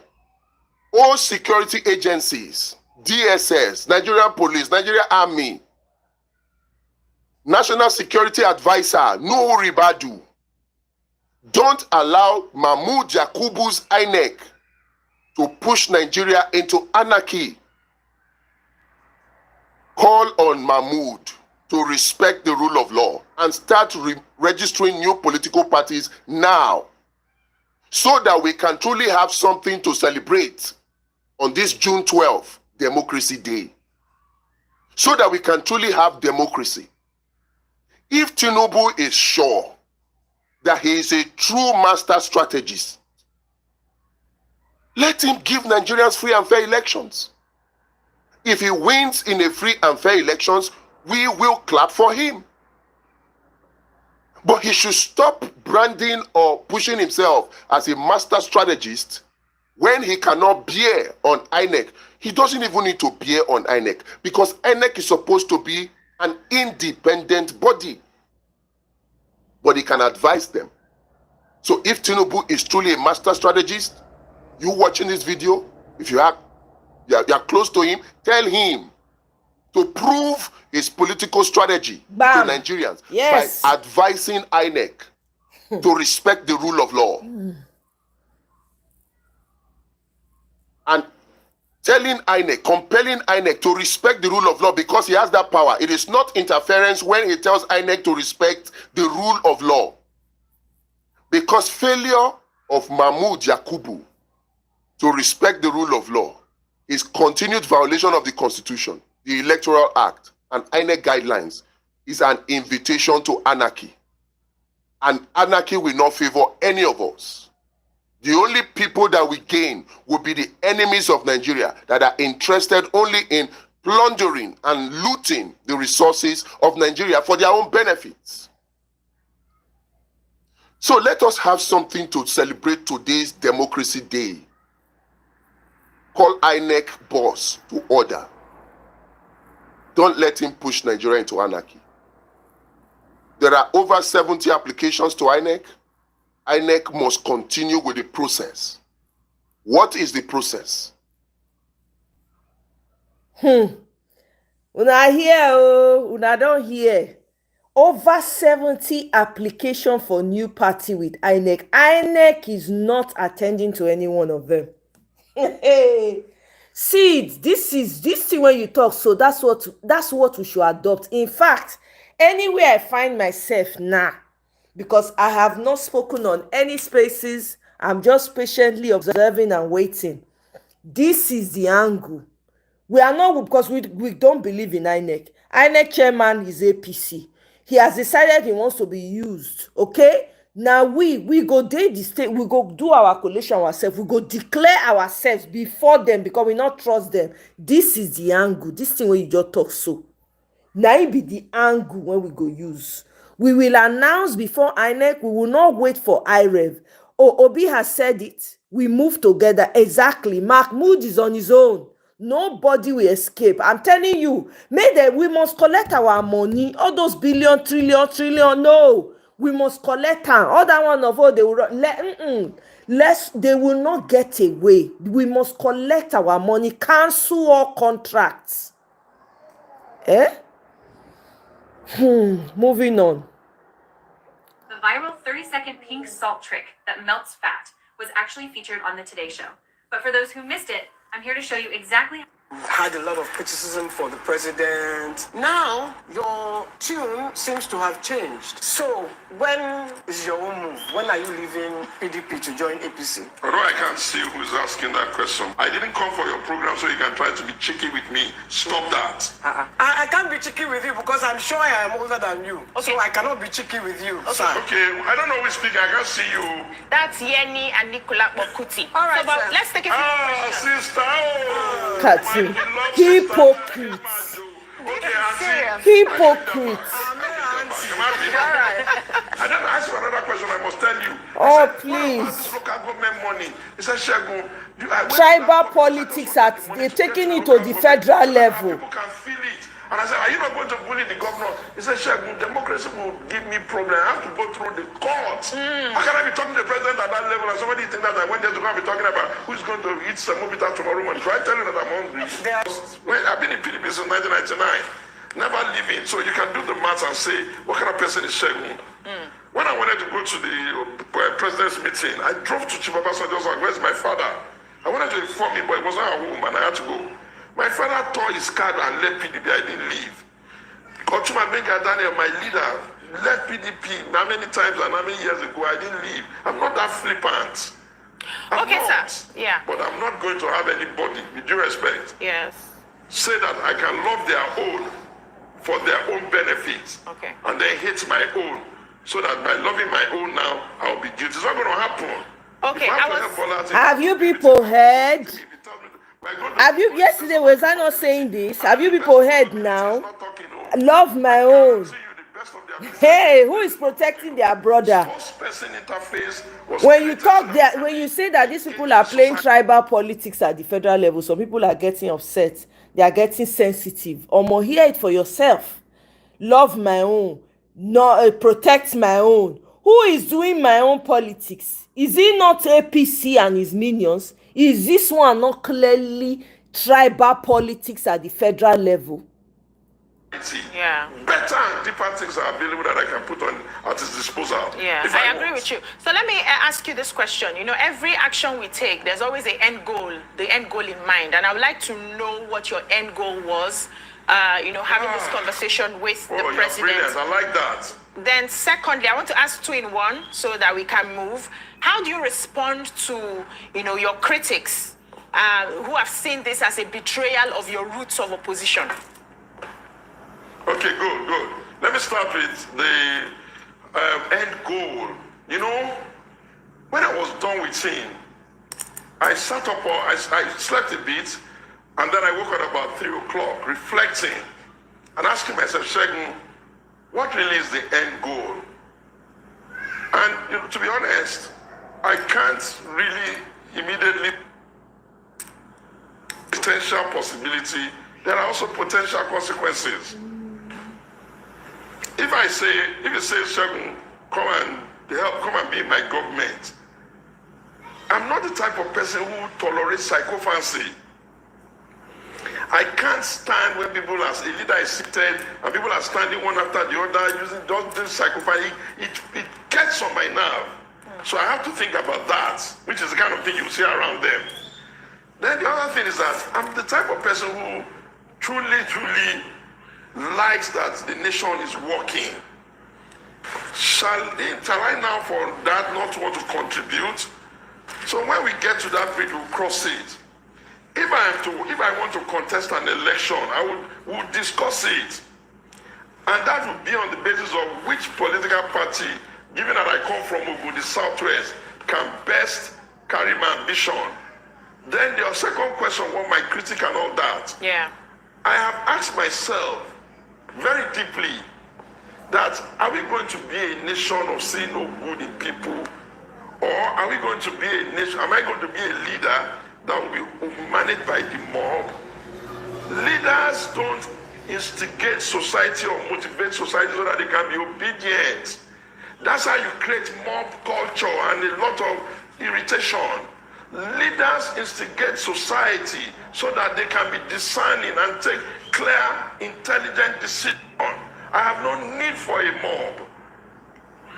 Because those who want disobedient mobs, I'm not meaning in terms of Peter though, I'm just using a phrase. Leaders don't instigate society for obedience. That's like you're trying to make people just go talk to you and lick your spiritual. I don't do that kind of thing. I want society to be able to open up their mind. I want them to be able to think. I want them to take rational decisions for themselves. And even, let me tell you something. I told Ashaju, any election that has not been casted and counted cannot be called in the bag. So you may win or you may lose. It's not my business. What is more important for me is I have a need for you post-president. So better make sure you put yourself together and be alive and come back to the Southwest, because there are things I want to do with you tomorrow or we have to do together. This is how they start. Mainly they go and see Tinubu. They become monetarily aggressive, become dull.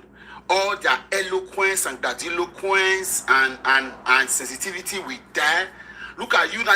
You are now becoming attacking because you want to vilify or validate the reason. You don't. Hey, is that why you called me here? Do they not have right to ask you questions? So you're black and you got type 2 diabetes, and maybe you heard it from a friend, a family member. Your family has type 2. Validate the reason. You don't. Hey, is that why you called me here? Do they not have right to ask you questions? No, they don't have right to.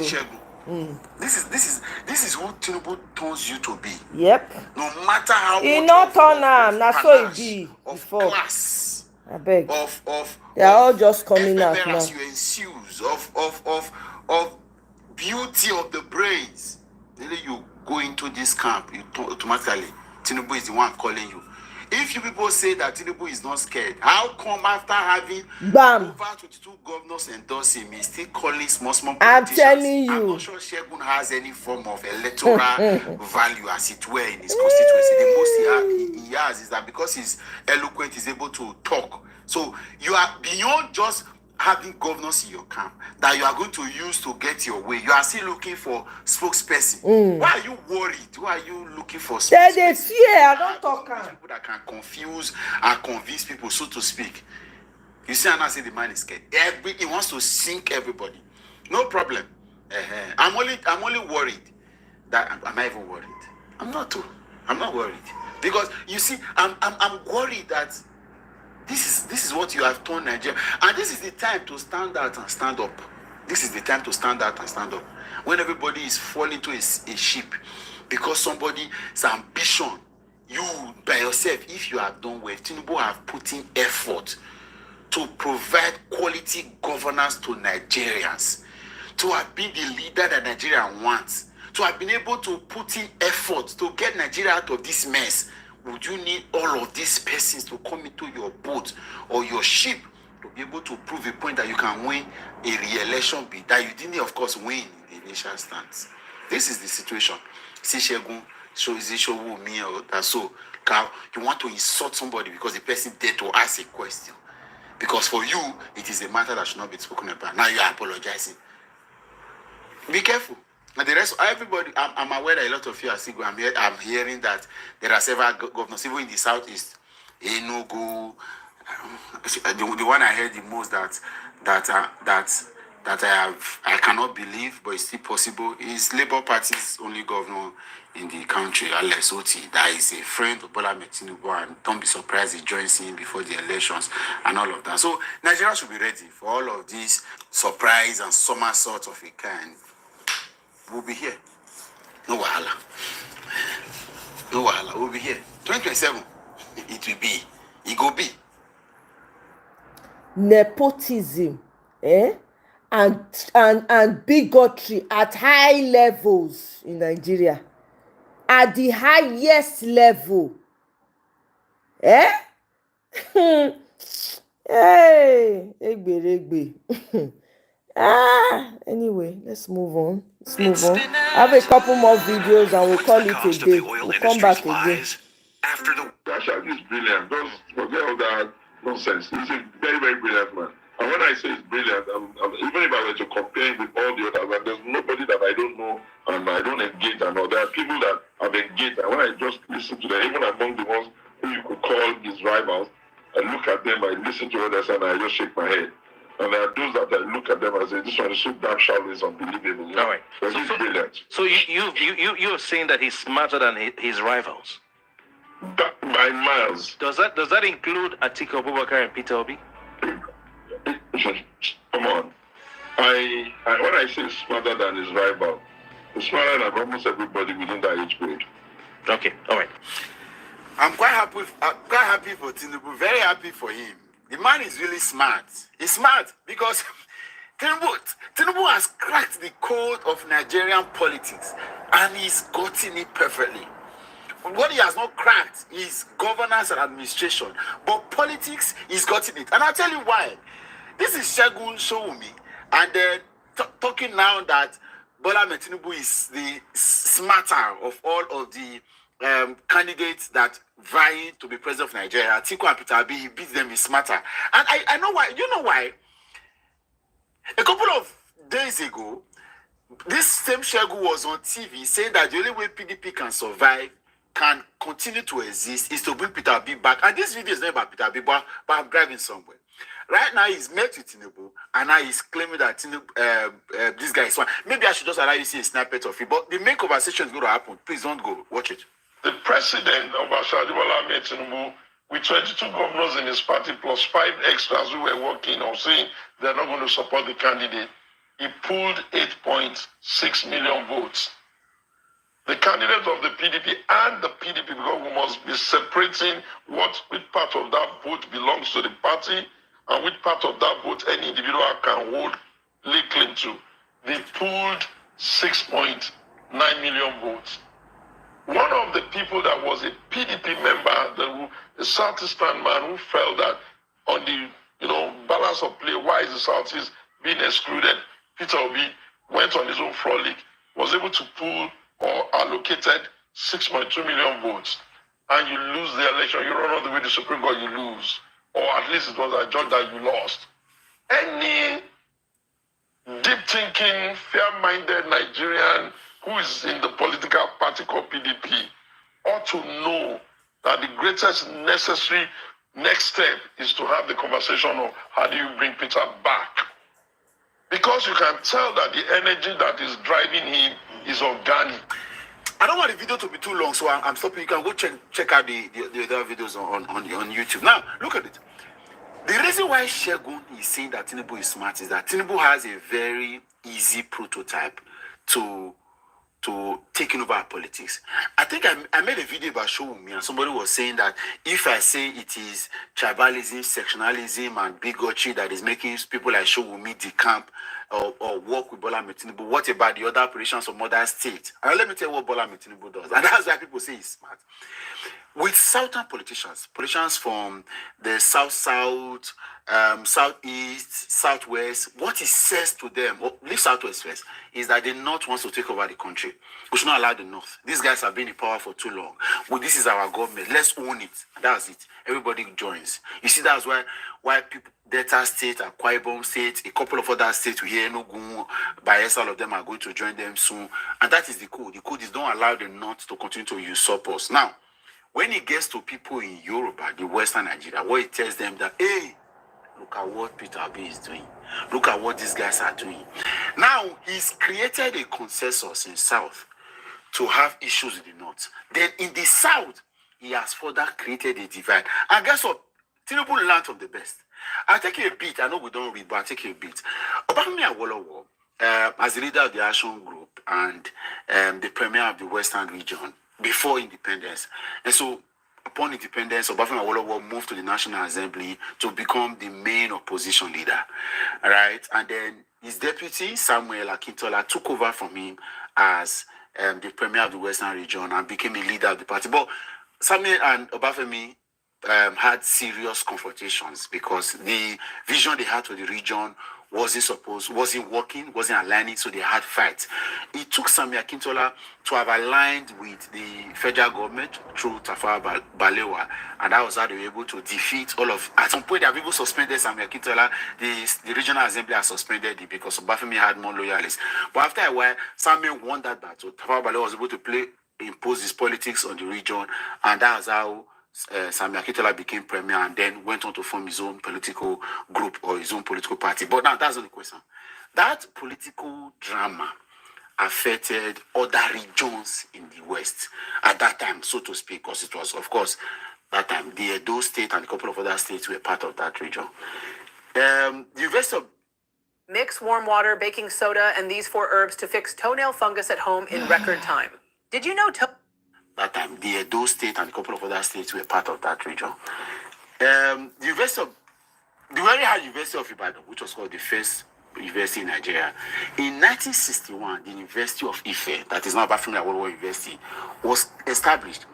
Do you know that at the point University of Ife, now Bafemi Awolowo University, was established, the political conversation, because there was a report, I think it's Ashbini report, etc. They were supposed to do balancing of higher education institutions in Nigeria, and it was permutated that a place like Benin should have had a university at that time. But of course, the politics of Western Nigeria overrode that particular agenda, and then already there was a university in Western Nigeria, which was University of Ibadan, and it was only normal for you to have taken the next university or next higher educational center to another prominent location, which was Benin at that time, but they left it in Ife, and that's what is Obafemi Awolowo University today. It would have been 11 years later that Institute of Technology, Benin, was now made to have university status, and I had University of Benin under the Midwestern,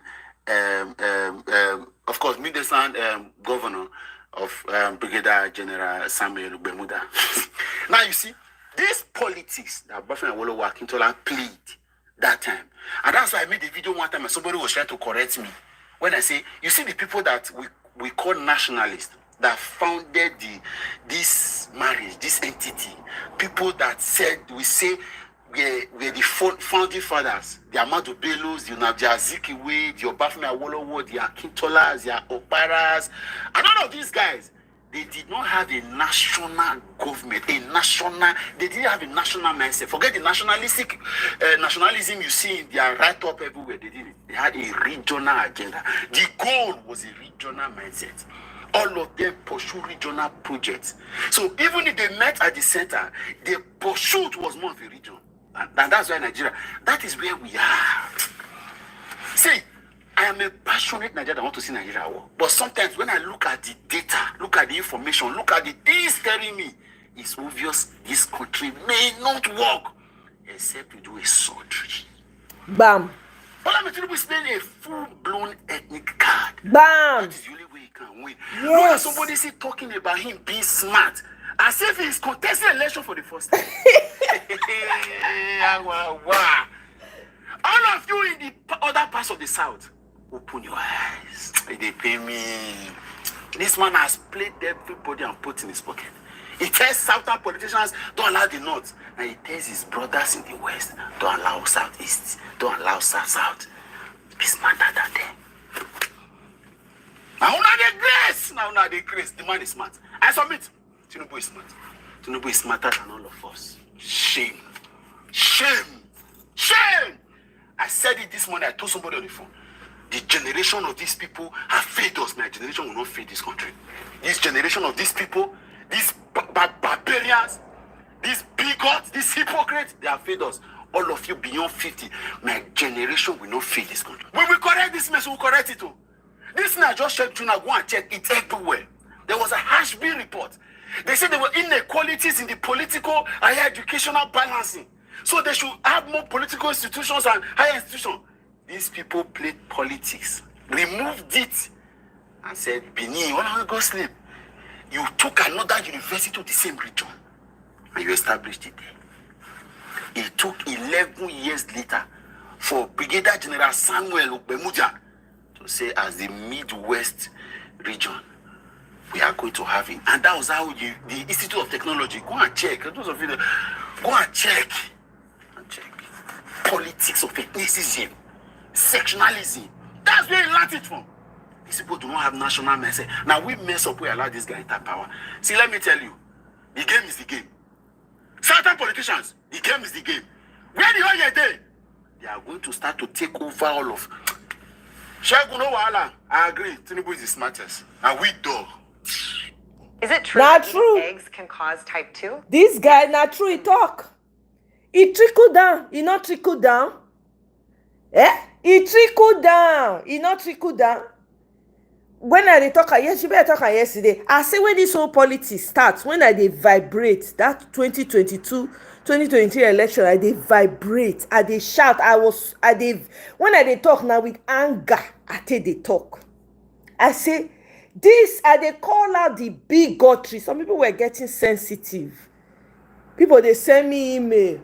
Don't talk like this. They go won't use hand cover your mouth. May you know. I say, wetin be this? Wetin person they use in eye see? Now one tell me so I know they see wetin I they see. Say another. This man is playing big. I say South leaders and Southeast, they are the dumbest. Dull. Tinubu is playing a Miloko politics. He's playing to the Yoruba gallery. If this man enter second term, you see all I want they brag about. He go collect time. By the time he, know wetin he promise this Shegun showing me when they talk. All of a sudden now, Tinubu is very brilliant to him. He's the smartest he has ever seen. You know what he don't promise her. You know whether he don't promise her the oil when they don't sight for your village. These people are playing in your face, playing Yoruba politics. And they are promising their people that, look, when you come, support me, let's take this back. Let's not allow the Northerners come back. He's lying to the South. The South went dumb, went dunce. The dumbest of them all. When we say, all they think about now their stomach.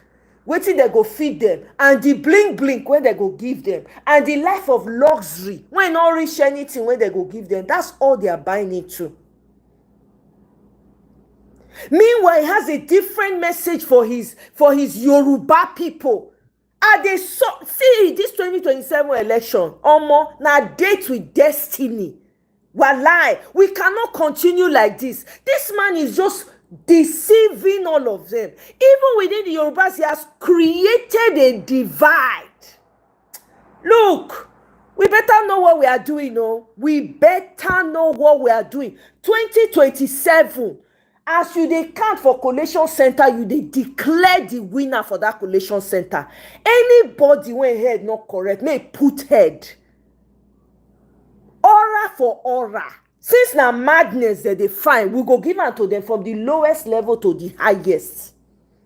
These people want to collect the country from your hand. How many ethnic groups do we have in Nigeria?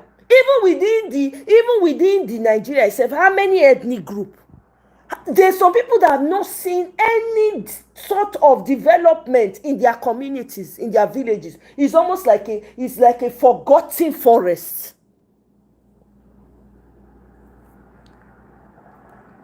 And we know what we do. We better wake up.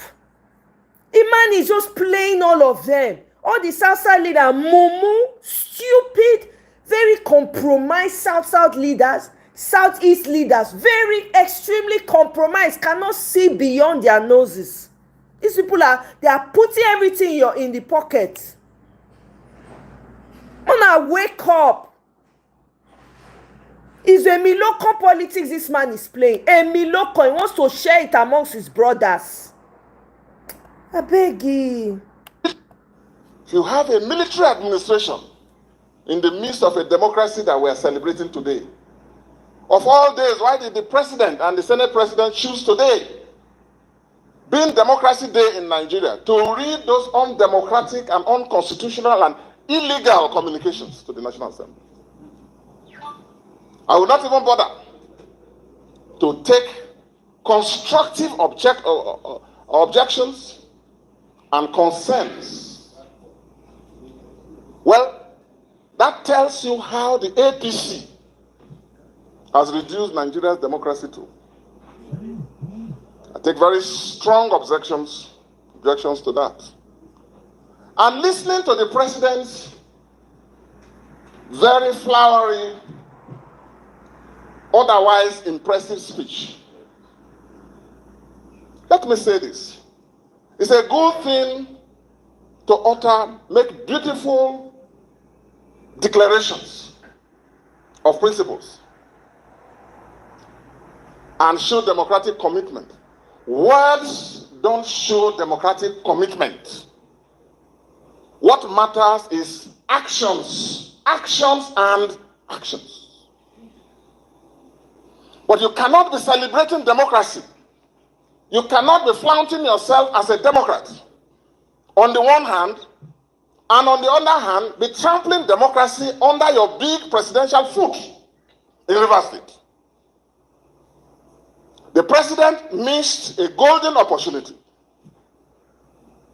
to raise and deepen democracy in Nigeria by restoring on today's Democracy Day democratic and normal civil constitutional rule in Rivers State. Of all the things the president said, the president was silent about Rivers State. And today is about democracy. Today is not about repression. Today is not about suppression of the views of the people of Rivers State. Today is about respecting and upholding the democratic rights under the Constitution and the laws. These issues that some of us feel passionate about, it's not because of Fubara's nationality. It's not about Fubara's party, if he has any. And these days, you can't even be sure which party people belong to. So I'm disappointed. Firstly, that the president never said a word about the undemocratic developments in Rivers State, which he has enabled, which he has brought about, which he has sanctioned, and which he continues to sustain. And creating an impression as if all is well. No. As long as any part of Nigeria is under military rule, democracy is endangered in Nigeria as a whole. Exactly. All this one that is coming out to say, when this thing happened in Rivers State, what did they do? My question to Fubara is, when he was doing gra, strong man, he dey do stubborn head, he no say he no fit sustain am, why he bother? They put you, not be say they win, not be say now you win the election. They put you, this is what you get. They install you as governor. You they do gra, but you could not even sustain the gra. They turn you into small boy, turn you over, whoop your behind like small pikin. You kept crawling like a beggar, like a piece of rag that has been used, came out from to beg. God forbid. Now, you people are vituperating what happened in Rivers State. Where were you people? Were you not in the Senate? Why did you not organize a walkout in the Senate? Why did you not organize your people in Rivers State? All the South, everybody useless South leaders what we get. South is apart from Peter, apart from what did they call her? Alessoti. The rest don't stick. Now zone, now area they generate wetin they sustain Nigeria. Yet una not get power, no power for na matter action. I beg you, na carry matter go front. Now they talk. Now they get the energy. Now energy don't come for now. God, oh my show. You have a military administration. I beg, keep quiet. Keep quiet. No one here. The time, the opportunity for you people to speak. No. You people will allow all manner of rubbish to happen.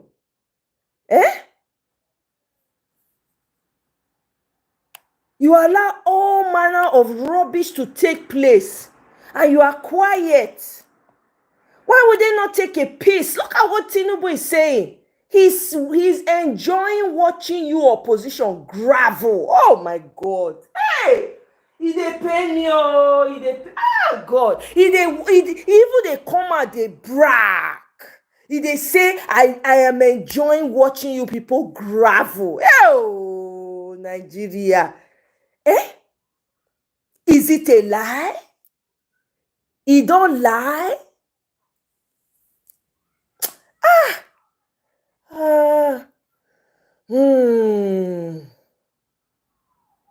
Kai, you came out. You they do gra. I will not buy. I say you not get the power. You not even get it. You not get anything. You just they come and just they shout for nothing. Now they sit you down like small boy when you be. They sit your ass down. When they sit your ass down finish, they tell you go to the corner. Hell, go hell. They say go to the corner, shut up and go to the corner like a little naughty boy to them that you are. You went to the corner. You can't they beg. They say me you can't apologize. You say, hey God. Hell, some people go get power, they don't know how to use them. If to say na Wike gets the position when Fubara dey omo rivers for don dey catch fire. Now for that one I tell like Wike I no lie oh. You dey do due with demons. Does it matter if he installed you? You are the governor now. Anything you say goes. When you go mobilize, oh. Anyway, may I not talk oh. Can keep quiet. See? Now looking forward with the look now, cause that one don't pass. That one has passed now. Nothing to say again. This man, they tell you, I'm happy. I enjoy seeing you people in disarray. Oh God. T-Pain don't come out. You don't tell now say they go rig the election. Ain't nothing. Bitch asses like you would do. Oh God. You people need to prove this man wrong. You people need to prove him wrong. It dey pain me. I'm not gonna lie. The boldness when this bully gets, this man gets, if they come now, they laugh at una faces. Well, what could they see? Now, well, Obameregbe, I not feel lie. Nigeria does not belong to anybody. Does not belong to anyone. Not belong to any tribe. It not belong to any Emiloko, any God-forsaken Emiloko. It not belong to them. I just, now the Salsa leaders, I just, they turn my stomach. Weak, bitter niggas. Weak. You own the oil. You own everything. You don't even have the power.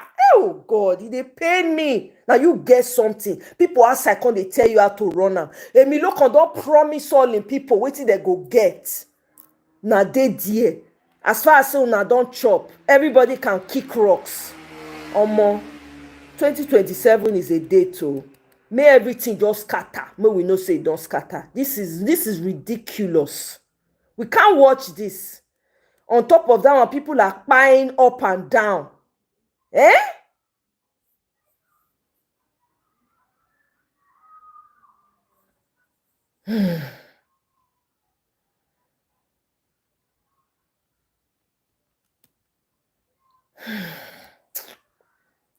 Abemona no vex jare. Get one video when I want show now. Now they find now.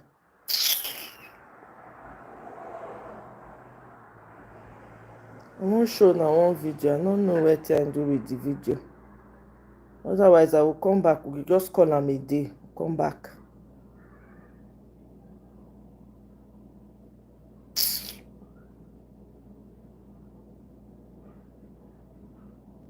Okay, let's listen to this.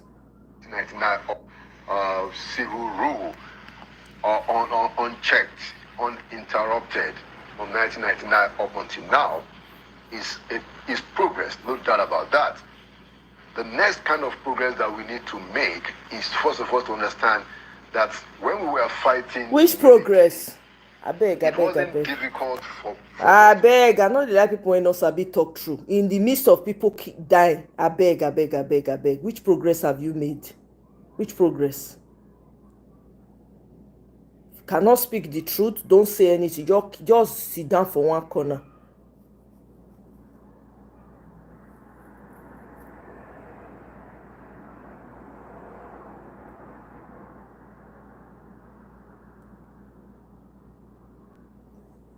Mona, watch how Nigeria was rigged by the British government, okay? It's a 25 minutes Carol video. Smith. Mr. Carol Smith, welcome to the program. Hello. And Mrs. Carol Smith, welcome to the program. Thank you. May I say how delighted we are to be on Passion. We've looked forward to speaking to an African television station for decades. This is something we have looked forward to for such a long time, and we're so happy to be here. Thank you. Mr. Aaron Smith was a young, bright, and principled Oxford University graduate who was recruited by the Colonial Office and posted to Nigeria. He took his final examination a year ahead of his class. He also married Mrs. Carol Smith, whom he met while they were both at Oxford University. Together they went to Nigeria, where they had their 2 children.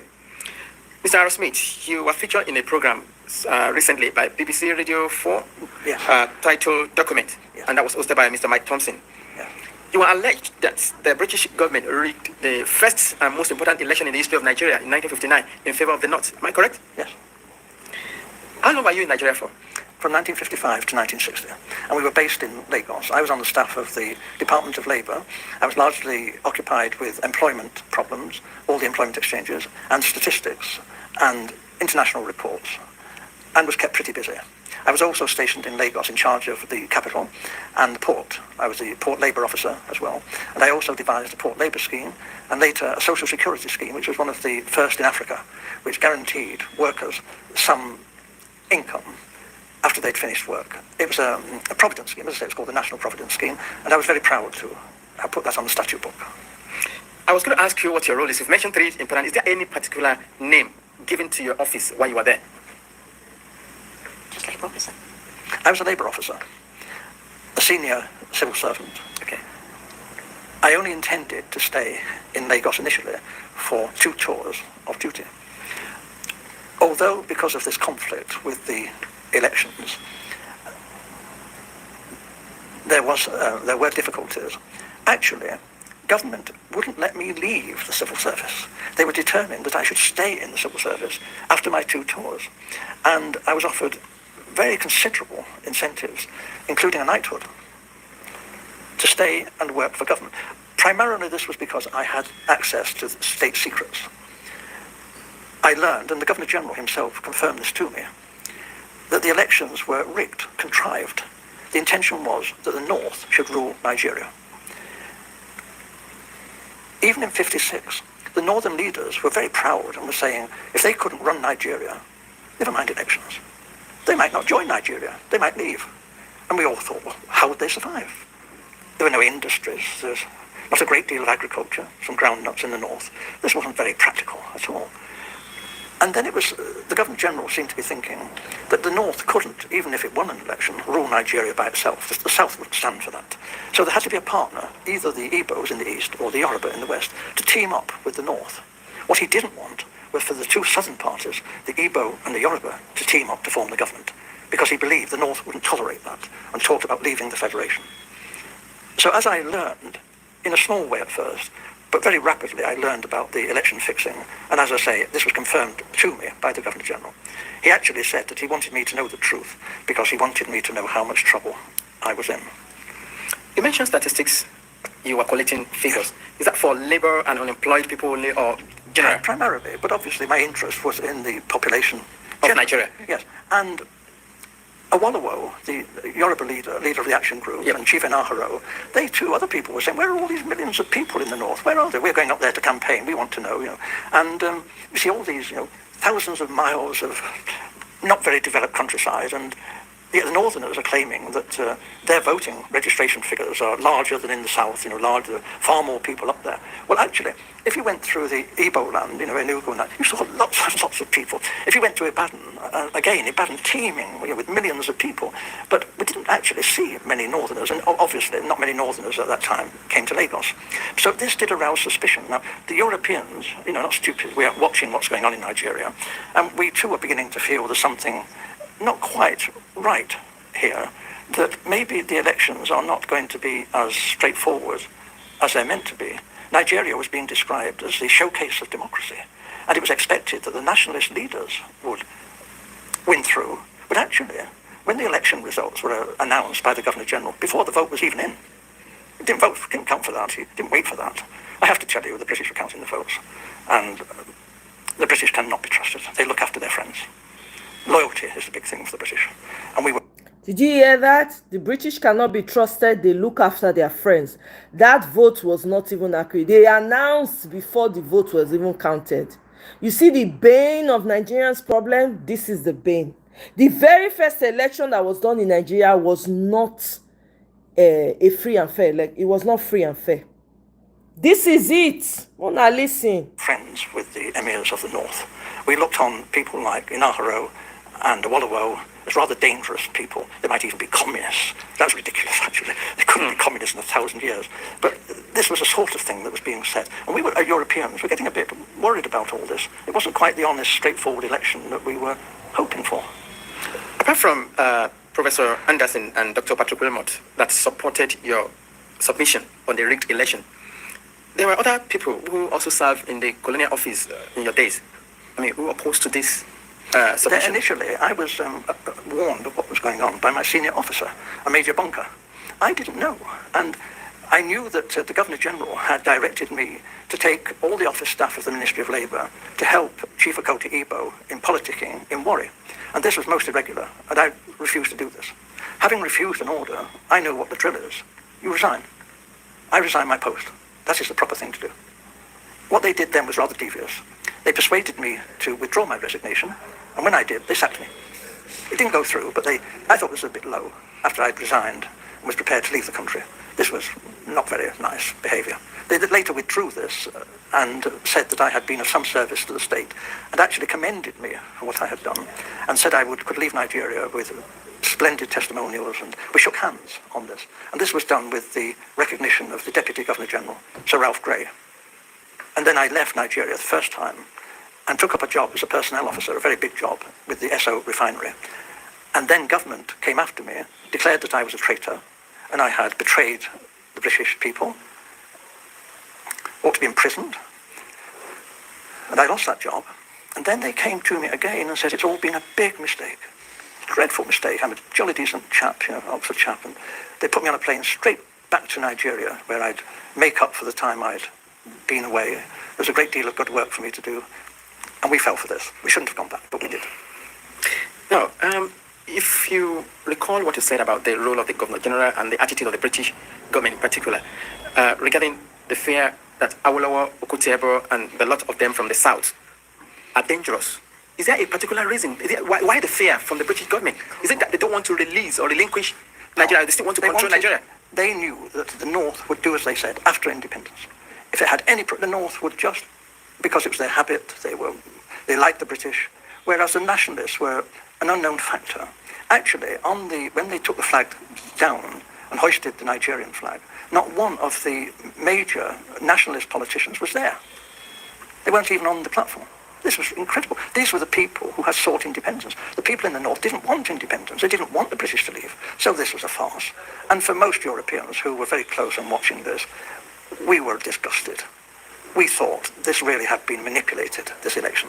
It was unworthy. It was unworthy of the British people, this. This was no honest, straightforward thing that you would expect Britain, the mother of parliaments, to do. This was cheap and low and criminal. And I opposed it. And I opposed it then, and I've opposed it ever since. And I'm telling you the truth. And I was warned, if I told you this state secret, my life could be forfeit. Earlier on, you said the British government wanted the North in alliance with either of the southern region, either with the Yorubas or with the Igbos. But without which they cannot do this, rule the country. The problem was that Awolowo was a highly principled man. Okay. You didn't talk to Awolowo about squalid deals and fixing things. Awolowo was not that kind of person. If you read his books, this man was a world statesman. And his young lieutenant, Chief Enaharo, was brilliant, absolutely brilliant. However, they did do a deal with Zik, Dr. Azikiwe, from the East. Dr. Azikiwe, there was this big problem in Nigeria. It's the same big problem in America and in Britain. How do you get funds to fight elections? The candidates in Nigeria had no money, but they did have marketing boards, which are a kind of semi-nationalized industry. And they borrowed money from the marketing boards. But there was a suspicion that Dr. Azikiwe, who has formed his own bank, the African Continental Bank, was actually bankrupt. But he was borrowing very large sums of money from the marketing boards and not necessarily repaying the loans. We knew this. We had a great secret service. All the politicians' phones were tapped. All the politicians' mail was opened. Everything that any major politician did in Nigeria, we knew in hours. We watched. We knew all that was going on. Are you saying, in essence, that Dr. Azikiwe took money? He was blackmailed by the British to do our bidding. We told Dr. Azikiwe that he could go to prison if an inquiry was carried out into his bank and his financial circumstances. However, we would not want to be vindictive if Dr. Azikiwe was cooperative in helping forward the plans that we had made in the best interests of Nigeria. Dr. Azikiwe has nothing in common with the northern politicians. He loathed the northern politicians. But Dr. Azikiwe went north and did as he was told. And what he was promised was this. The real power, effective power, would be in the hands of the northern emirs. However, it would look great if the president was Dr. Azikiwe and he was given a field marshal's uniform and an admiral's uniform. He asked, please, could he have a row of medals? But they said, well, no, that was a bit difficult, to get the medals. So when the ambassadors started arriving, he was known to be asking people from foreign countries, perhaps they had a medal for his uniform. We thought this was terrible, but it was said that this happened. He was very vain. And for a time, he functioned as first the Governor General, and then when Nigeria became a republic, as the president. But he has no power. And when he did cry to tell the army, he said, I'm the field marshal, the army's got to do with this. They said, hey, you're just a ceremonial figure. You have no power. The Prime Minister, Balewa, gives us our orders. So there was a feeling then that there was going to be trouble. And then it was because the Awolowo and the Action Group had become the official opposition. What we British wondered, how could they win another election without the British counting the votes? There could not be another proper run election without us there. We knew what we were doing. We were just helping things along. We were doing what the British do, favouring our friends and looking after our own and repaying favours. We don't call that corruption. Right. I mean, in essence, what Dr. Azikiwe did, he was forced by the British government to do it, collecting money from the marketing board then. Yeah. So if any politician here in the United Kingdom tried to do that, be in jail. He will be in jail. So why did the British government refuse to take action? Or comment on it? If we nipped it in the bud, because we knew it was happening, it was even happening, let me be fair, in the West, with the Awolowo. They were taking some money. They meant to repay it perhaps, but they were taking money. And I would have said, issue a warning now and say, you've got to behave, because if this is allowed to go on, it'll be a major offence.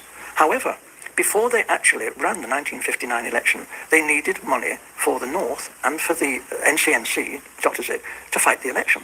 So what they did, my senior officer, Major Bunker, went around, was ordered by the Governor General to go to all the major British firms and international firms, Ford, UAC, Leventis, all these firms, and raise money for a slush fund to enable Chief Okoti Igbo, together with the North, to fight the 1959 elections. The North got most of their money from the native authorities. This was looked on by the British as being okay. This wasn't corrupt because we were friends of the North. And if they tried this in the West or in the East, we might have said this was corruption. But because it happened in the North, the native authorities' public money was poured into the government party, the NPU. So this obviously was a terrible fiddle. We were discriminating against the southern politicians in favour of these northern emirs. What we saw was that this would not be the first act of treachery. They would have to smash the Action Group, because the Action Group was strong. And in a fresh election, they would be sure to win. They were pretty honest and regular guys, and a lot of the British quite admired Awolowo for his brain power. And they admired Chief Inaharo, who was a bit cheeky and young and spirited. And they were both quite admired, they were like right-wing Labour people, but nothing revolutionary. And so a great deal of money was raised by my senior officer, Major Bunker, before the 1959 election. And this was money put up by United Africa, by Ford, Shell, BP, and my wife, who was the personal assistant to the general manager of BP Nigeria. She's not going to tell you anything because she was a confidential secretary. I can only tell you that we were very well informed on some of the hanky-panky that was going on in Lagos. Having revealed now that the election of 1959 was rigged, they were cooked, I don't know if you have been following the ongoing in Nigeria today. Yes, of course. The last general election, Yes. the 1979-1980 election, I mean, in which Azekwe was the beautiful bride, and I mean, I have to tell you, sir, that I'm not going to comment. Okay. I cannot interfere in Nigeria's domestic politics. I'm a historic figure. I do keep up, naturally, because I love Nigeria, and I've kept up with its history of its assassinations and military coups and dictatorships for 50 years, and this has been one of the biggest tragedies in world history, because this potentially was one of the greatest nations on earth. Nigeria was packed with educated, decent people who wanted to serve their country. Since you lost that job, that's the government threatened or went behind you to say that you were disloyal to them and you were fired. Have you ever worked any other place since? Have you worked in any other company Yes. since? I didn't go to Oxford in the usual way. I came from a very poor family and left school when I was 13 years old. And I served a factory apprenticeship as an engineer, which is very unusual for an Oxford undergraduate. At Oxford also, I trained as a social worker. I'm a fully qualified social worker. So and as a personnel officer too, although the government stopped me working when I returned to this country and I was quite ill, I did a lot of voluntary work from this time on, both in the medical field, in the field of young girls. We also had campaigns on comprehensive schools.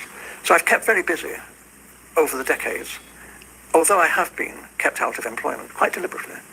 And when I did take up work, the government came after me and behaved abominably. And they did the most appalling things. They framed me with money missing.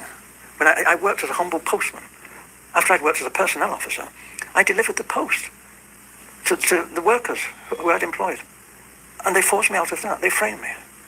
And later, when I was working in the labour exchange, they used the foulest methods to get me out of work. They told me they would. They said, the Governor-General said, unless you do what I say, you will never work again. And he offered me this, and it's very big bribes. A knighthood, a post in the Far East, in the Foreign Service, and a large sum of money. And this was confirmed later in Whitehall, and we turned it down. Thank you very much for your time to answer some of the questions we've posed to you. What would be your advice to the Nigerian audience watching us now? They have potentially one of the greatest nations on earth. What they have to do is be disciplined. And they've got to unite together and love each other, be kind to each other. Like they're great to their own families. Nobody has nicer families and children than Nigerians. All Nigerians love their own family. They've got to extend that family to include their neighbours and the other peoples in the Federation. We really appreciate your coming around.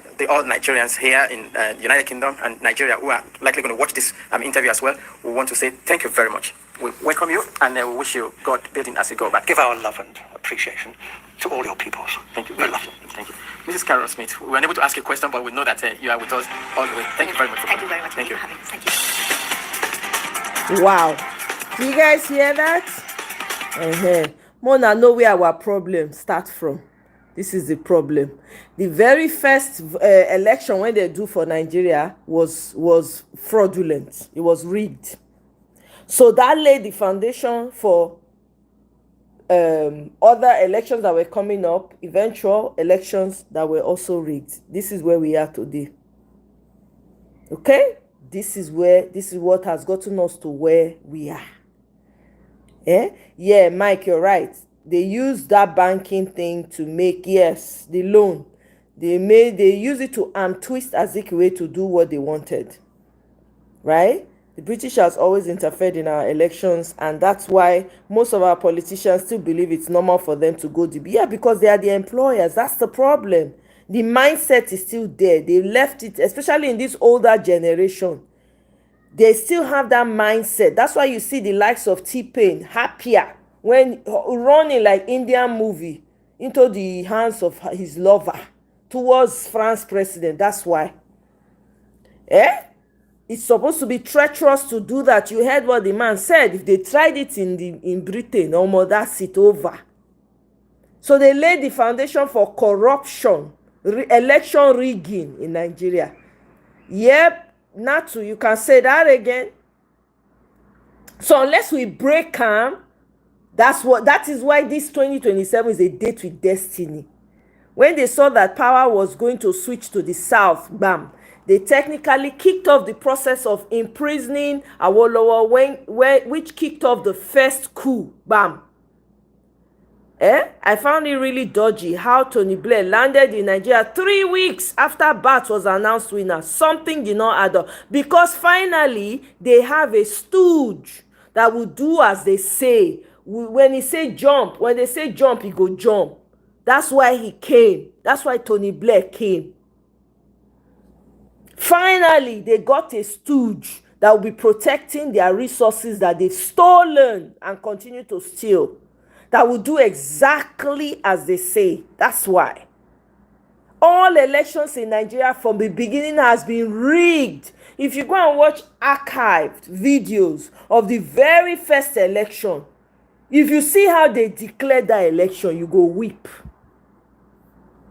They use that coup to manipulate the system to start the Biafra genocide by making it seem like it's the Easterners who fight people like Tafawa Balewa. As they say, don't let a tragedy go to waste. Exactly. All Nigerian elections all Nigerian elections has British fingers all over it. This is why this upcoming one, it is the people versus APC. It's simple. With that, I'm going to call it a day. We'll come back later. I'll do what I can do. Later on when I come back, if I'm not too tired, I'll come back, because I have a lot of errands to catch up on. But thank you all so much for joining me. I see you, Natu. Greetings, sis. Thank you for stopping by. See, thank you. Michael, thank you. Exactly. That's why they go to Chatham House. Bam. You're right. That's it. So we need to break that. We must. D, thank you very much. Who else was here? Mr. Pansat was here earlier. Notice how they quickly made Tinubu the ECOWAS. Exactly. Even though nothing is happening on that ECOWAS. Because now EU, they run ECOWAS. ECOWAS is not for you people. It's an extension to monitor how their resources are being moved around. Even before he was confirmed as the illegitimate president of Nigeria. Exactly. So guys, I'll see you now later. Enjoy the rest of your day. Thank you very much, guys. Cheers.